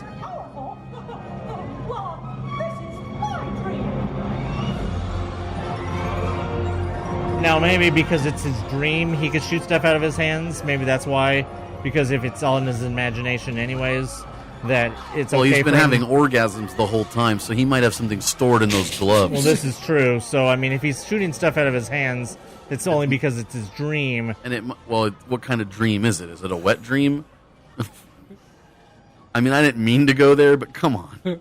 Yeah. The whole time. Yeah, I want to get back to something we talked about earlier. I don't even think we talked about it on the podcast, but the whole thing with being a little bit too much like Mickey and the Magical Map. Yeah. Where Mickey isn't just you're not just in Mickey's dream, but Mickey is there in every aspect of it, whether it's Mickey walking through Chernobog's eyes or whether it's Mickey turning into Pinocchio. Even though it's an amazing projection and it's amazing animation, and then It's unnecessary. It's unnecessary. Mickey walking around inside of the Monstro or any of that stuff. I mean, I understand you're trying to do filler there where it used to be Pinocchio, but you know what? Actually, it's not really filler for Pinocchio because the genie is now filler for Pinocchio. Right. Genie is now where Pinocchio used to be, right? The Aladdin scene? The Aladdin scene. I think so. Genie what do you think? is Is that where that is? Used to be the lead up to Pinocchio or no. I mean, the genie appears instead of when he used to go, and now it's the genie appears at that point. Oh, okay, maybe. Yeah. Yeah. There's the part where Pinocchio's with the two girls kicking, right? Right. But now that instead that's the projection. Used to come right after the pachyderms. Right. Well, now the pachyderms aren't even where they were supposed to be anymore. And that's the pachyderms because are shoehorned in at the end of The Lion King, which I mentioned, I kind of alluded to it's earlier. Not really The Lion King, it's the Jungle Book. Well, no, because it's the Lion King is just kind of all over the place because you start with but then the snake Ka comes out. It's like, okay, well, what does that have to do with anything? What's the snake in the Jungle Book? Ka. And in The Lion King? There's no snake. Oh, see, there you go. That's what I mean. It goes, and here comes Ka. From the Jungle Book. And that leads into King Louie and the new not cool monkeys. That leads into the Perry the Platypus monkeys. Yeah, they look weird. Really weird. Like, what was wrong with the other ones? I think they were Daft Punk. Well, Daft Punk's good. Did we establish that they stole those monkeys from Hong Kong? Is that what we think? Michael said that he thinks they came from Hong Kong, and then you said you think they came from Hong Kong. I think that was the one it was from. So yeah, they got the new monkeys, but there's still Lion King going on during all this Lion King music, because then once the monkeys are gone, it leads into Hakuna Matata and projections on the thing. Maybe that the monkey. Oh, there's so much stuff here. We might have to talk about. I might have to come back to talk about this more. If they had gotten rid of, real quick before you say that, if they had gotten rid of King Louie off of the third float, maybe it would have and put like Timon and Pumbaa on there. Right. It might have made more sense, even though the weird monkeys still would be there. Yeah. But if you had put Timon and Pumbaa, or if you'd put Simba or Majestic on the last float or something instead of leaving Louie there, then maybe it would have made more sense, even with Ka interrupting everything. Maybe the reason that they're putting Jungle Book and Lion King, they're comfortable putting them together, is because they're using that same technology to make those two movies. Well, it's the same director, but well, and Jon Favreau's the director too. Well, then they should have just put Jon Favreau on the third float. Well, he's an actor, right? He could just beat his chest. He could just put on that jersey he wore in Rudy. Yeah. You know? Rudy. That was his first movie. Yeah.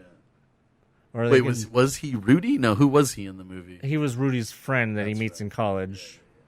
Yeah. Rudy, great movie. Funny reference. Or they could dress him up as like in Swingers. Yeah. One of my well, that's one of his best. One of my biggest gripes is not just that the music's been changed, but all the choreography is different. And I can't understand the reason to. Okay, the original part of the show, the very beginning, Mickey does his directing of the fountains, and then he runs up from the stage left, and he goes up and he stands on like a little platform, and he directs the stars through the sky with his fingers, and then does that once or twice, and then he turns to the side, he puts his hands behind his back, and he cocks his head, and he disappears behind the water. And it's absolute magic. No one can say that doesn't look amazing. And now he does some, like, I'm tap dancing, like, pose before disappearing. Well, but then the thing is that once the water comes on and he does disappear, there's times when you can still hear him. Well, yeah, 'cause as soon as the light goes out, it's when he's ready to touch himself. Right. Apparently. So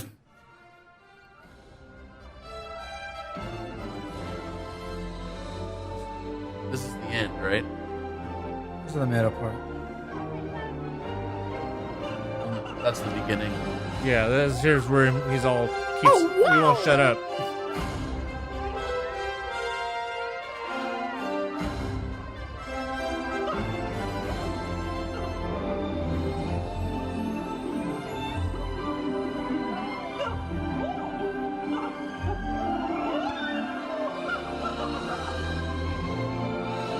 It sounds like Mickey's flying and like verbally expressing his joy.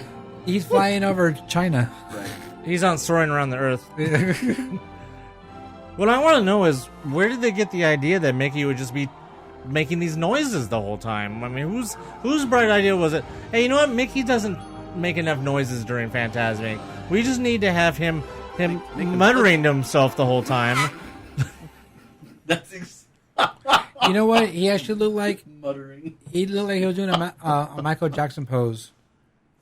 No, he went like this. He looked like a what is it when the mariachi and then like he was like, right? That's what he does. Tell me he doesn't. A bullfighter? Tell me he He doesn't needed do to be this like- like a bullfighter. Tell me he's not doing this. They need to be like, Diggs, look. Tell me he's not doing this. he need to be say, "Olay!" Yeah, Olay is like looks what it looks like. Olay. He's doing that, right? Yeah, he's making a freaking Olay pose. Next thing you know, Ferdinand the Bull is going to come out. Because so you know glad there's I'm not get- enough Ferdinand the Bull around. I'm so glad I'm getting this information with you guys so that I have things to tell people. And Mickey with his Olay pose. See, you know what? We don't need Pixar Fest in the parks. We need Ferdinand the Bull. We need Lambert the Sheepish Lion. We need all of those to have their own little Humphrey. I was going to say that You right know now. what Mickey's pose reminds me of here? He reminds me of Foghorn Leghorn. Olay! I say it. You know, speaking of the beginning, I mean, we've talked about and complained about Fantasmic for quite a while now, and we haven't even gotten to everything because I just two things that we still haven't really talked about, and that's number one, the first time the girl starts singing and how extremely slowed down. They didn't just take the original and slow it down; they completely re-recorded this first song. Are you gonna cue that up while I'm talking, real quick? That they at the beginning, the first time the girl starts singing. Well, even before that, just in chronological order, Mickey jumps out with the first light from the ground. It's too early for him to be in the show. There needs to be this magic moment of this light from the ground, and then suddenly Mickey appears. But instead, the light comes out, and so does Mickey, all at the same time. Right? Isn't that how it goes down? Yeah. And it's Right. just, it's like, whoa, what the hell? They. Honestly, that's that. If two words sum up this whole show, it's missed opportunity. Now, see, that wasn't the first thing that bothered me because I couldn't see that from over by the smoking section where I was for my first show. Missed opportunities. I just wanted to say it again. This right here.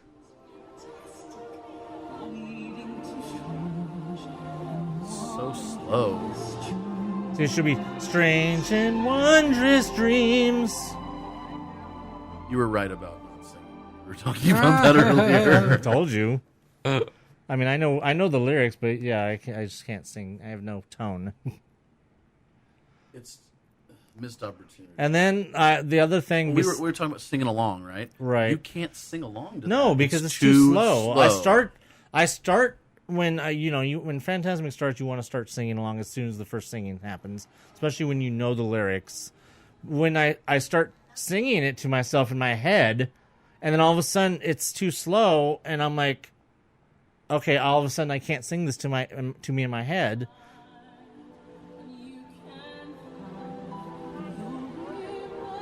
What's going on the screen when she sings?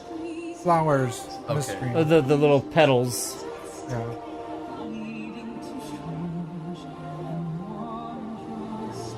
Here, pause that. I have the other one right See, here. it's almost like they're slowing it down just for the sake of trying to make it longer.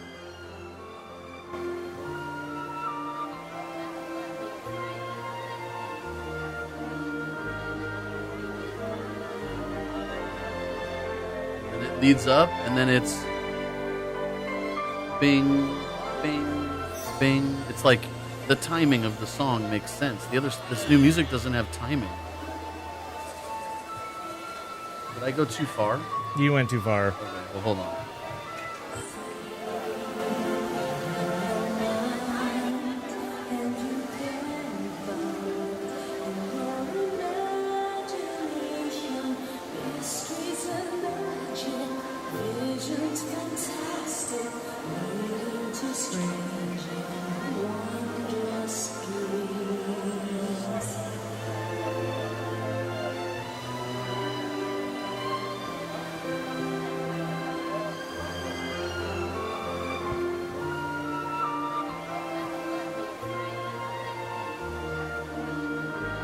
And it flows right into In the flower monkeys section, and then right here it goes straight into where the snake's going to come out. Right. And it makes sense.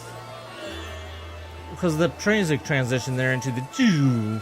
How does this transition? It transitions into Mazabenya.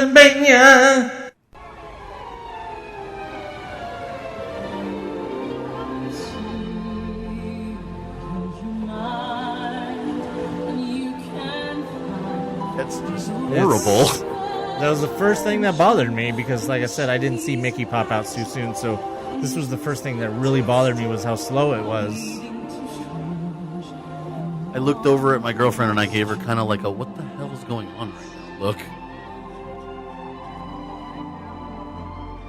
At least the melody's the same, but come on. This part right here.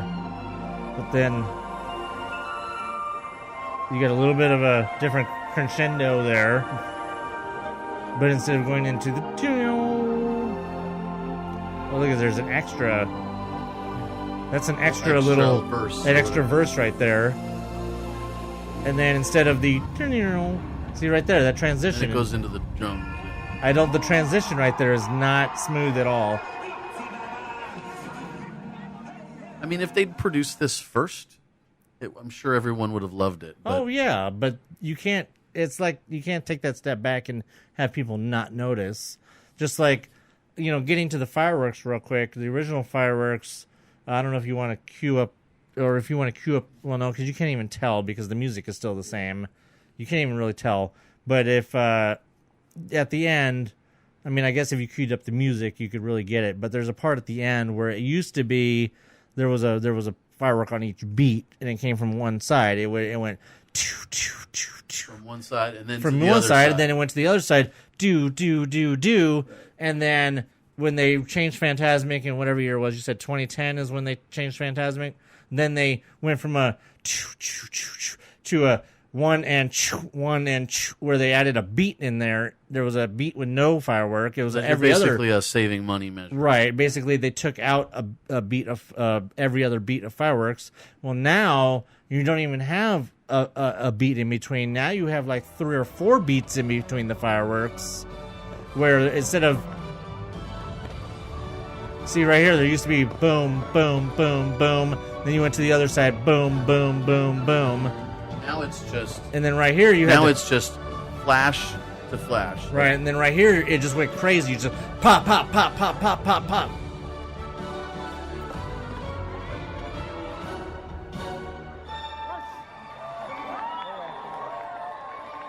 And he takes a lot. Even the re-recording of Mickey's voice irks me. Well, because there's a huge space, more of a space in between before he says some imagination, because then they add that little bitty bit of Sorcerer's Apprentice in there just before he says that. The whole thing just makes me which really wasn't sad. there before. I don't remember what was that other part where they took out the fireworks completely and it's noticeable. It's before all of that, but after the Mark Twain, You know, to be honest, the whole sequence from the dragon to the end of the Mark Twain, I'm glad that they didn't change that song at all, because if that had been slowed down, I wouldn't even want to see the show, because that's my favorite part of the whole entire show. Which one? The song with the Mark Twain.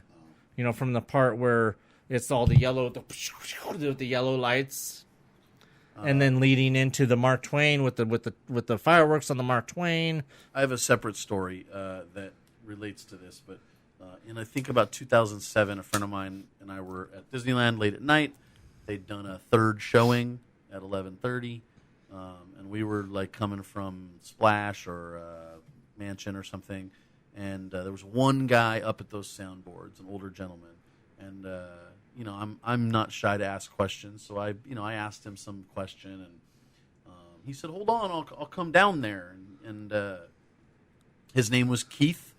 And he represented himself to be the head of Walt Disney Entertainment, who sounds like a fancy title. Basically, he's just in charge of all their shows and whatever for the parks.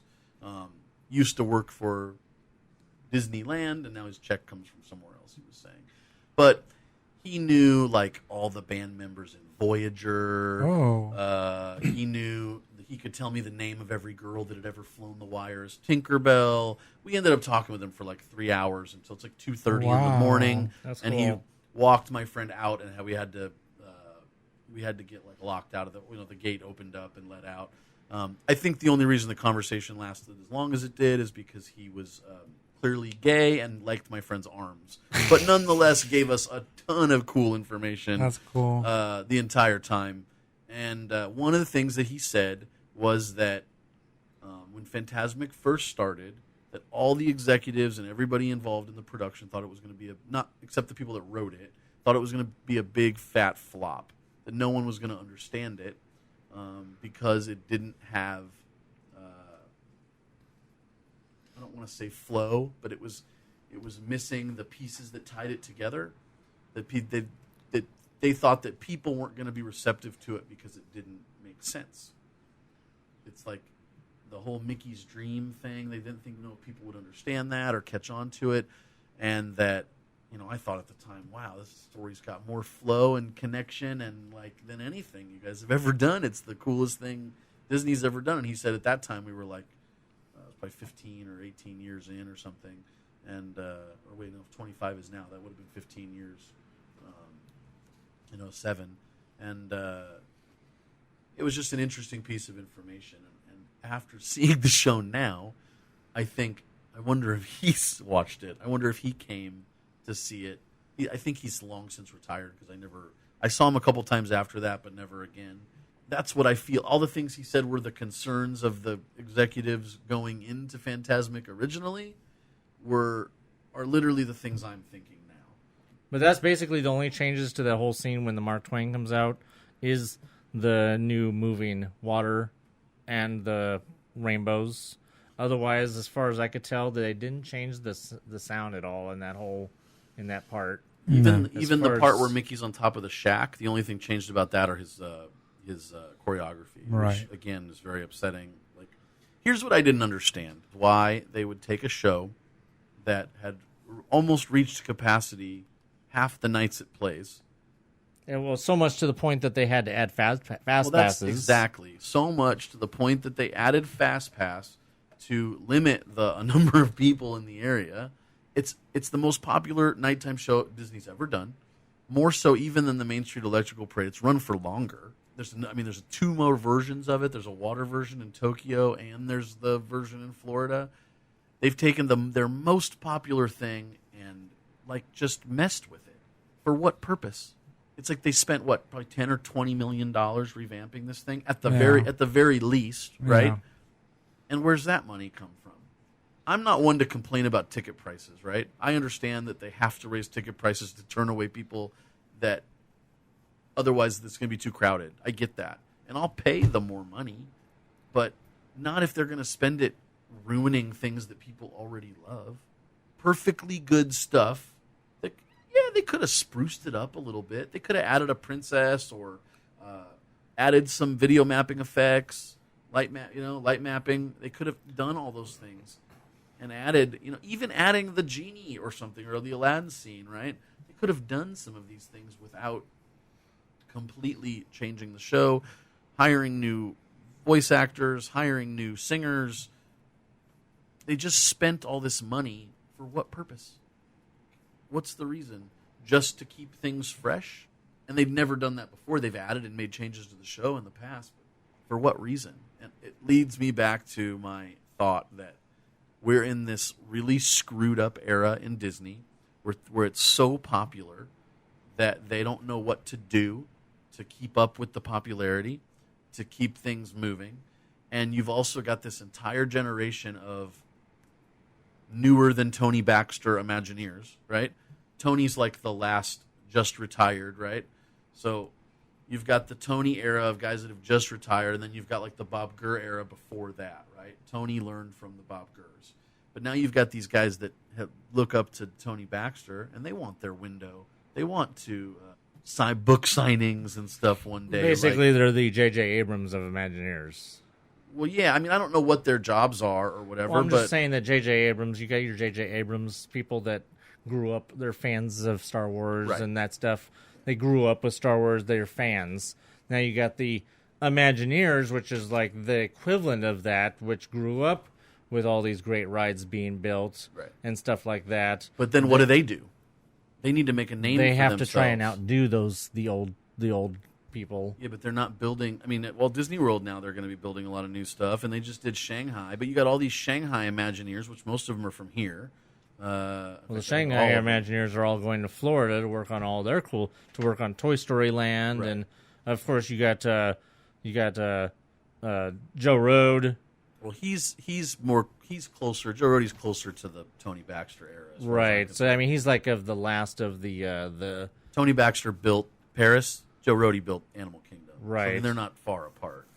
But then he more recently was behind Guardians and stuff like that. But I'm talking about these younger guys that are changing out the redhead and the pirate auction, and then they're going to be, now they're messing with Fantasmic, and what's the next thing they're supposed to be? They're doing some other thing I was just reading about too. That's like some next year deal. I can't remember. I'm too upset about Fantasmic, but Pixar Fest, right? I mean, it's just they're trying to come up with these ideas to alter or change beloved stuff that isn't broken, and they're, okay. Let's say you take the Aladdin restaurant and you do something with it in Frontier or in Adventureland. Why? Because it's a waste of space. There's nothing going on there. And if they could do something with that space, then do something with it. But don't take something that everyone loves and ruin it, or even if you don't ruin it, mess with it for no reason whatsoever. And to your point, I mean, just to talk about the Pirates thing real quick, and to use comparison. Just to use what you've been saying as the perfect point of why everybody who thinks that the Pirates thing is a PC move, because I maintain that it's not a PC move. I think it's more of Imagineers are trying to make names for themselves. Exactly. I mean, it's more of Imagineers trying to make a name for themselves. I have no problem with the change, and I explained that obviously on the podcast previously, but your point nails why I think it 100% that it has nothing to do with PC.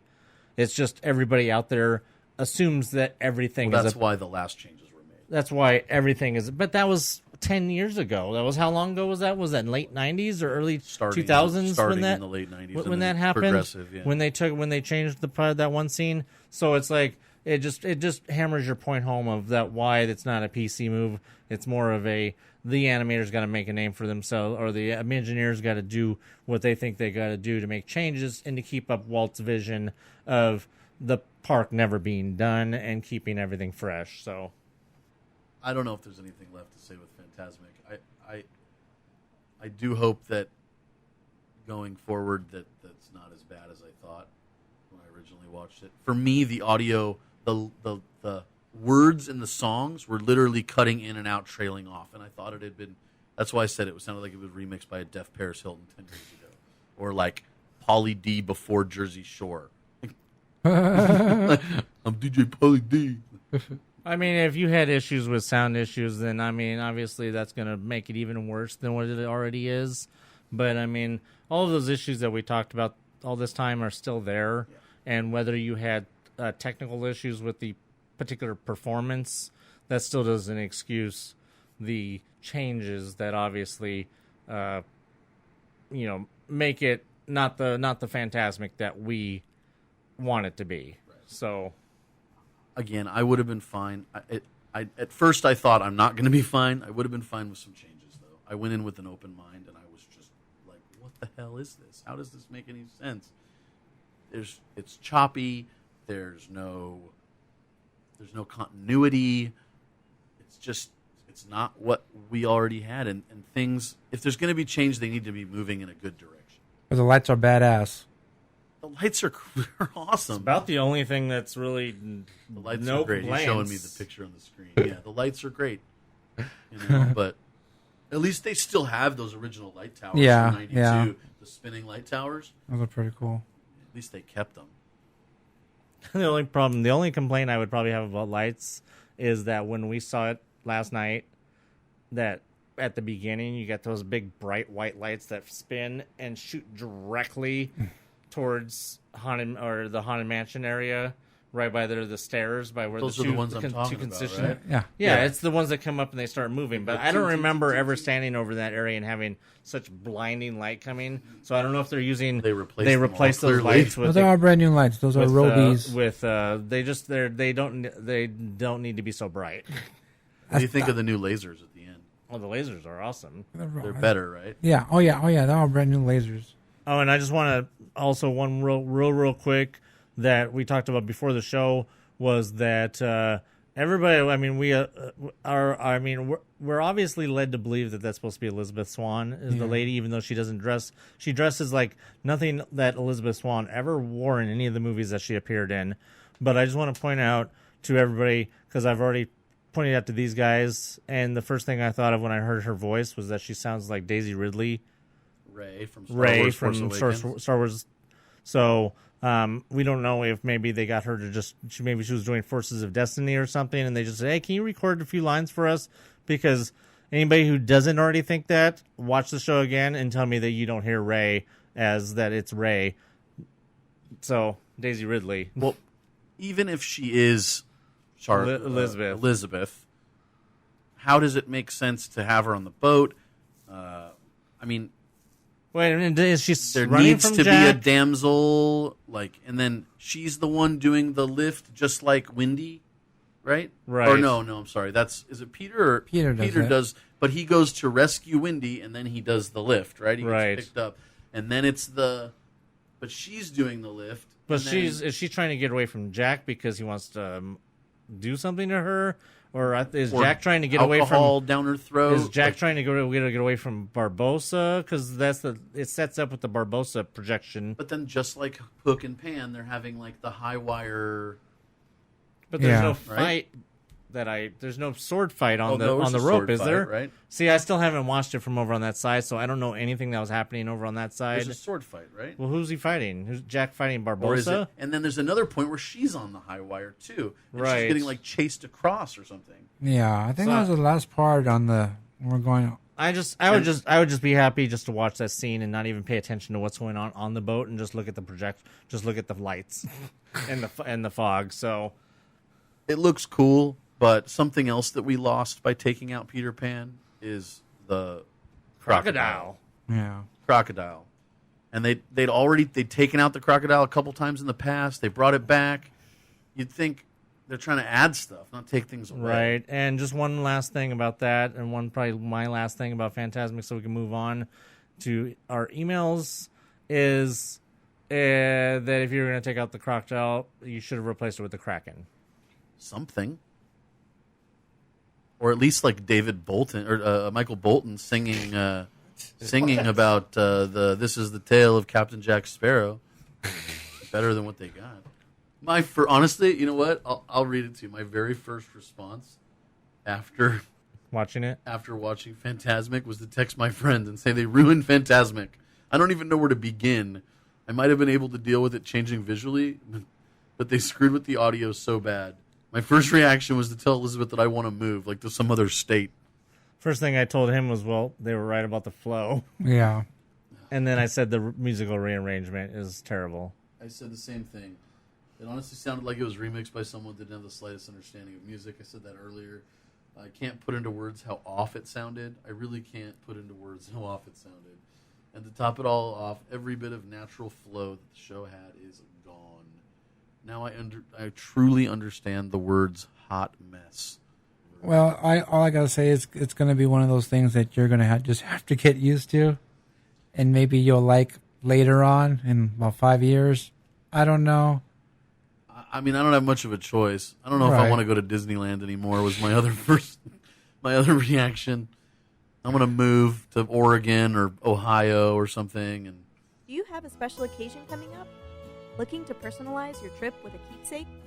Create customized buttons for birthdays, engagements, family vacations, even bridal parties, or just because. Check out buttonsbydiggs.com today. Buttons by Diggs, Buttons by Diggs. Remember, those are buttons, not pins.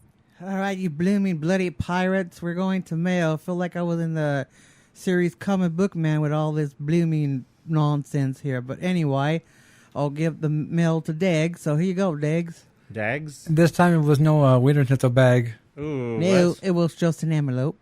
An envelope. All right, so our first email comes from Dan the Man. His subject line is D23. Wait. Hey guys, Dan checking in. Busy weekend and also the wife's birthday, so couldn't make it tonight. I would like to drop in next week. I don't think I have any plans. Sorry, Diggs, this one is a short essay. Yeah, right. Orderly Holmes. No, not that kind of essay. Not that essay? All right. No. Never mind. All right. I'm sure you talked about it, but D23 was wait. The lines to get in were horrible. I ended up hanging out at downtown Disney in the morning, then going to the convention center when I am sure the line has gone down. Since I'm sure you will cover the expo in 3 or more episodes, I would just say a few things. It was manageable once you got in, except for the money bin, which was ultra dirty, longer lines than Guardians. Are you talking about the DuckTales money thing? Yeah. Oh, yeah, that's nasty inside. We saw some people get in line before lunch at the Big D, which was dirty with their lines too, and still saw them in lines hours later when we passed by. Over the weekend, saw Pirates 50th panel and the DuckTales panel. Got into the Dream Store to get the Pirates of the Caribbean 50th shirt and D23 pin. Not a long wait there. Didn't try to get into HUD D23, so no Fantasmic for me yet. Overall, if you just work on going with the flow, you can enjoy things. If you want to do the big things, you better be prepared to wait for it. It's better off without the Fantasmic. I know a lot of people were disappointed in the organization of things, but it seemed to get somewhat better as the weekend went on. The Pirates of the Caribbean exhibit was cool, and I am calling it right now that the next expo will feature Haunted Mansion for the 50th. Agreed. Clearly. I will say that where last time it got worse as the weekend went on, this time he's right. It did get better as the weekend went on. What do you think? Also, what do you think of the name Galaxy's Edge? If you didn't already talk about that. Galaxy's Edge 19. See you at the parks. Dan out. Well, real quick, I just want to respond to one of his things that he mentioned about us talking about it over multiple episodes. We didn't even really say that earlier, that we will be talking about this over probably 2 episodes, that this week we were covering all the park stuff, and then next week most likely we'll try to cover the animation, well, the Legends, the animation, and the live action panel hopefully next week. If not, then some of that stuff may have to be pushed till the week after, because also we were going to talk about the Halloween announcements, but we didn't obviously have time for that this week, so hopefully we'll get to that also next week. So we're looking at probably 2 or 3 episodes total. All right, I also want to point out that Dan did not buy the $150 leather baseball cap for Pirates of the Caribbean. He did not get that, but he did send me a picture of it. And yeah, I saw that. It was hideous. Yeah. Oh, the thing I was going to say is that yes, we know from several sources that the DuckTales money bin line did get up to 3 hours plus. We do know our friend Debbie, who was able to get into the money bin. And I think that the thing with the money bin is what they should have done is they should have had a couple of them. Yeah. Because then obviously, I mean, if you're doing one person at a time, and then whatever all preparation for that with the camera and the cool thing they were doing. What was it that they were trying to do? Well, they do that thing where they have the camera, and either it was taking multiple shots from multiple cameras, or it was a camera that was moving, because it almost does it's like a matrix effect with the camera, right? Well, because you jump in, and then it kind of stops, and then it spins, and then it was really cool looking. But definitely with all that, it needed to be either multiple money bins, or you just needed to be able to have bigger money bin, and just let a bunch of people go in there like a ball pit. Right. The only thing I know about the money bin and the coins is that on Friday, before they told me not to, I managed to snag a couple of them. Oh, jerk. You have an extra one for myself?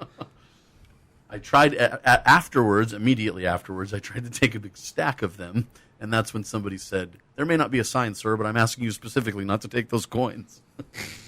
I wasn't going to put back the two. I just want to also say to Dan that I would be interested in hearing talking to him more about the DuckTales panel, because that was one of the ones that I really wanted to. I was kind of tried to follow along with, but there wasn't a whole lot of people live tweeting that one. Woo! Exactly. All right, thank you for your email, Dan. Hope to see you soon. And our next email is from Michael the Mail Guy.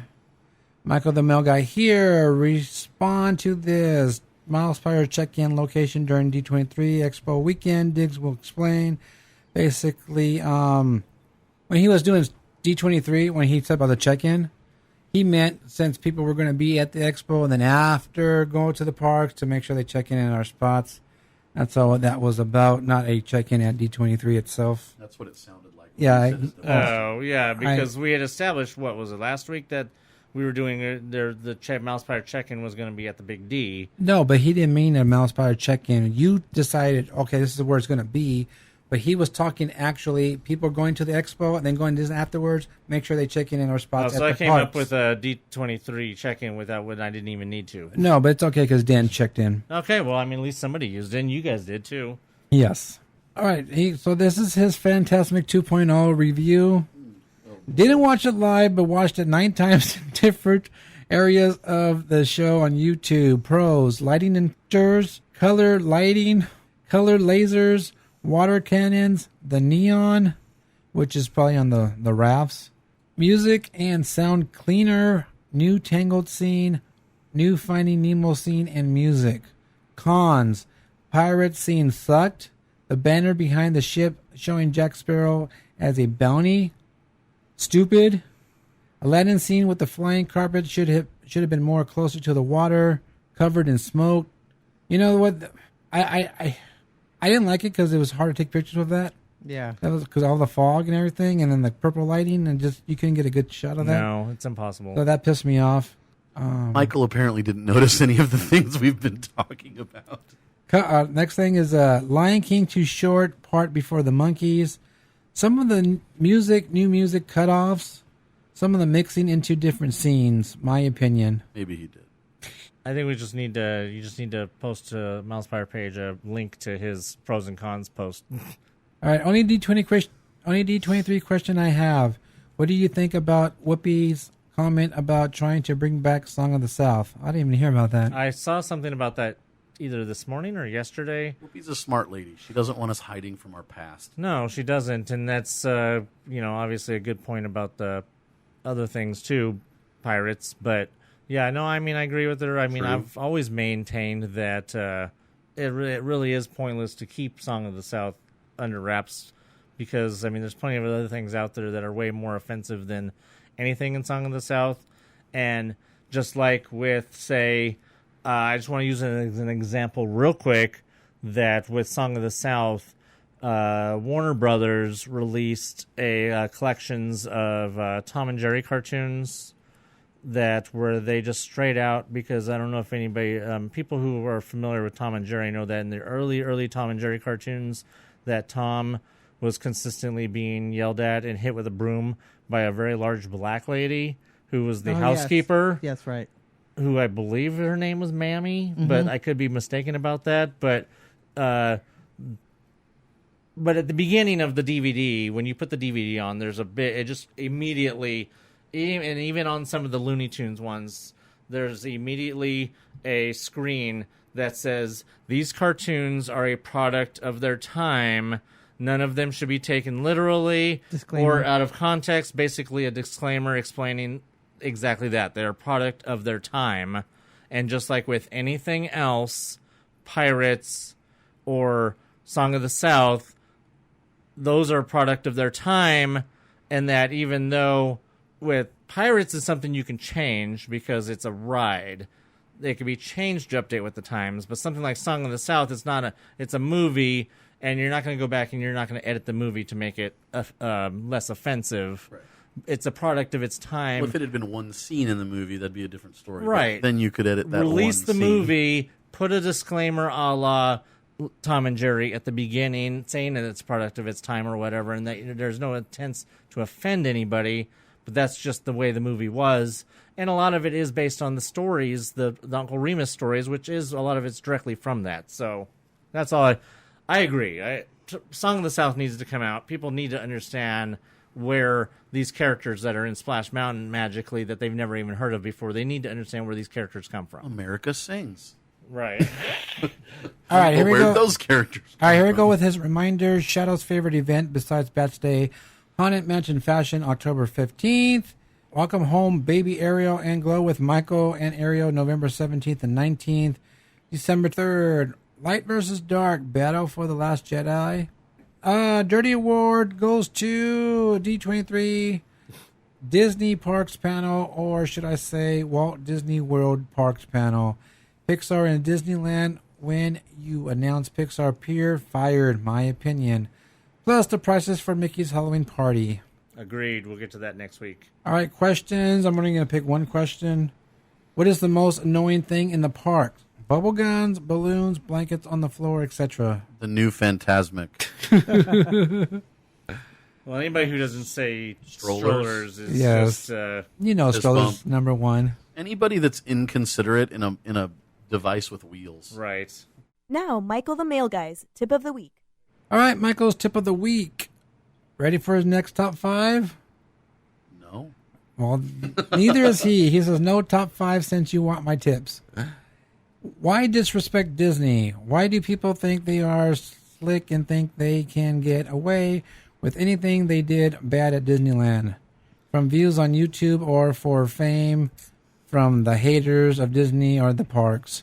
So many videos have been popping up of dumbasses disrespecting the parks, kids, families, and anyone just trying to have a good time. I tagged MousePIRE to see one video I'm talking about, and Rant Man might go super rant after that video.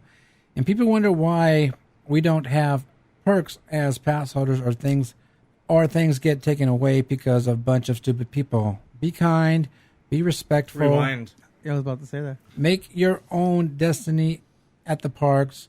Everyone wants to go home at the end of the night. Remember, the mouse and his people are always watching.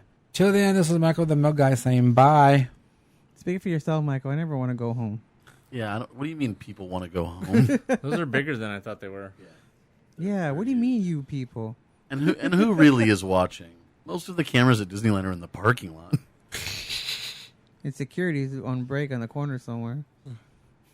16 security people over there when you leave the parks and the checkpoints. But zero in Toontown, making sure nobody gets in the fountain. Yeah, we're not going to talk about the video. I don't care about that crap. Yeah, I don't care either. I haven't watched. I know what it is, but I haven't watched. Yeah, I don't care about it. I'll just say that those type of people need to be banned from the park and found out or banned, and that anybody who does that is stupid and disrespectful.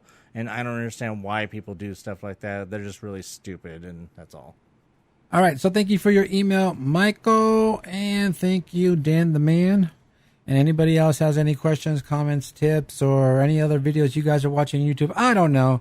All you have to do is email us. MousePIRE@gmail.com. And there you go. Do you have a special occasion coming up?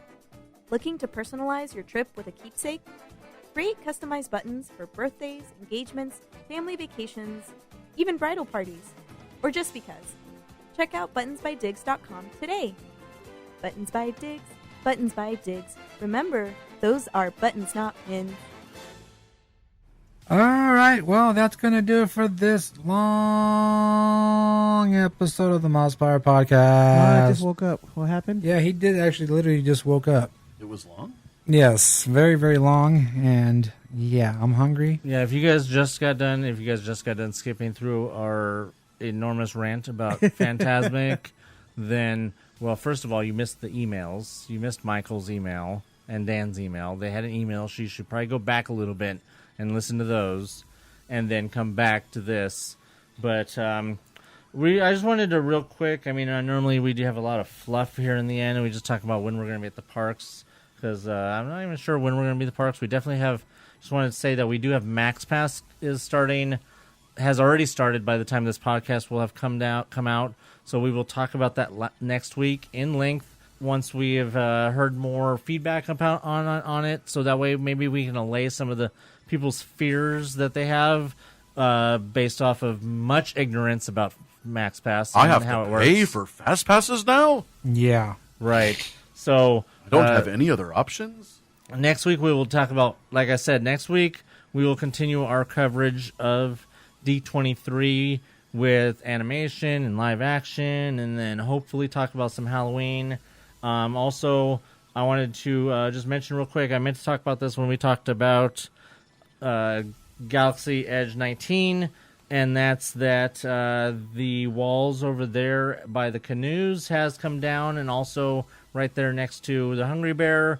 Still no sign of that 7-foot boulder. No, I haven't seen it yet. If you go down to the end, near to the right of the bathrooms, there's a wall there, but you could literally just put your head to the right and put your camera around, and you could basically take a picture of the path leading to the southern entrance to Galaxy's Edge. Any question about where the entrance from Critter Country into Star Wars was going to be is now have been answered as far as that goes. It looks really cool. There's a cool extension to the Hungry Bear deck there going on. There's going to be some steps leading down to the path, and then the path looks like it's going to go under the railroad trestle and then lead you back to Galaxy's Edge. So that looks really cool.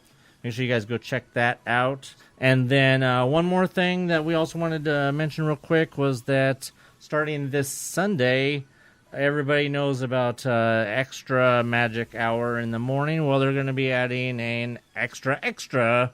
Now, that's not gum. It's an extra magic hour that is going to be added in DCA. And they're really pushing it just so people have extra time to go on Guardians Breakout at night. Maybe still cars. Right. Well, yeah, too. That's what I said to him the other day. I'm like, two of the biggest things that people would to go on at night would be Cars and Guardians, definitely. And that will begin this Sunday on the 23rd, and that will go through August 30th. Now, just a note that is not every day. That will only be Sundays, Mondays, Wednesdays, and Fridays. Most of them. So that will be available 1 hour after the park closing, and obviously you will need to have a valid hotel key for that. So as usual, if not sure when we're going to be in the parks, you guys can find out on our social media. We are MousePIRE on Facebook, of course, at MousePIRE on Twitter and Instagram. As I mentioned earlier, if you want to know what's going on and you want to go back all through my timeline and find out all the sort of details of D23 and anything else that was going on this past weekend, you can do that on my Twitter account at Empire for Life, Empire_for_life. And if you want to look at my pictures, just go to Instagram, shadow_vamp. This is Tim. I've got a few Facebook groups. I've got Mouse Lovers 1313. Oh, that's you? No, that's me. And my wonderful girlfriend Elizabeth. She does a lot of giveaways and contests and whatnot. We also have the My Disney Garage Sale group, which is like the second or third biggest garage sale group on Facebook. I could be wrong, but also the Disney Popcorn Buckets group. Oh, that's you? Disney Button Trading Boutique. That's actually our friend Jason, but we help him run the group. Oh, because I think I follow that group, the Popcorn Bucket one. Yeah, he's got more popcorn buckets than anybody I know. If you guys come over, you'll see Elizabeth does though too. We've also got the Disney Button Trading Boutique. We've got a pin group. I don't know. There's a whole bunch of them, Mouse Lovers 1313 is the easiest one to find us through, though. And or if you're not local, you live from out of state, and you want somebody to buy some pins or other Disney merchandise for you, look up Disneyland Personal Shopping by the Mouse Lovers, and that's Elizabeth. And if you want to find me, just me, Tim Fresh1, TIMFRESH -ONE. I'm the only one on Facebook with that name. Cool. Lucky you. I just have one question. How much is the garage? How much is the garage? Yeah. Well, we only sell one here and there, and it's kind of an auction. No, I don't know. No, it's for people to sell their Disney stuff. If they want to sell, like if you wanted to sell your Baloo character right here and didn't want to give it to Diggs, you wanted to like sell him, you could say, I got this Baloo, and it's available to purchase anybody with PayPal other than Diggs. Fortunately, Diggs already has his own. Yes. He just can't use it because he hasn't updated his PlayStation. Oh, well. All right, if you want to follow me, you can check out my Instagram, Baloo1313. Also, check out Buttons by Diggs on Instagram. There you will see when your button order is going out. Don't forget to subscribe to our YouTube channel. Search MousePIRE Podcast. Also, Patreon. Help support the podcast. Visit patreon.com/MousePIRE. And like we said, hey, we need a lot of help here. Help support the podcast. Give what you can give. And trust me, $1 goes a long way. And those are Buttons, not Pixar's. Okay, until next time, remember, if it ain't broke, don't ruin Fantasmic. So for Steve Davison, Carla Carlisle, and Jeff Hankey, I'm Anthony. I'm Shadow. I'm Tim. I'm Diggs. Bye.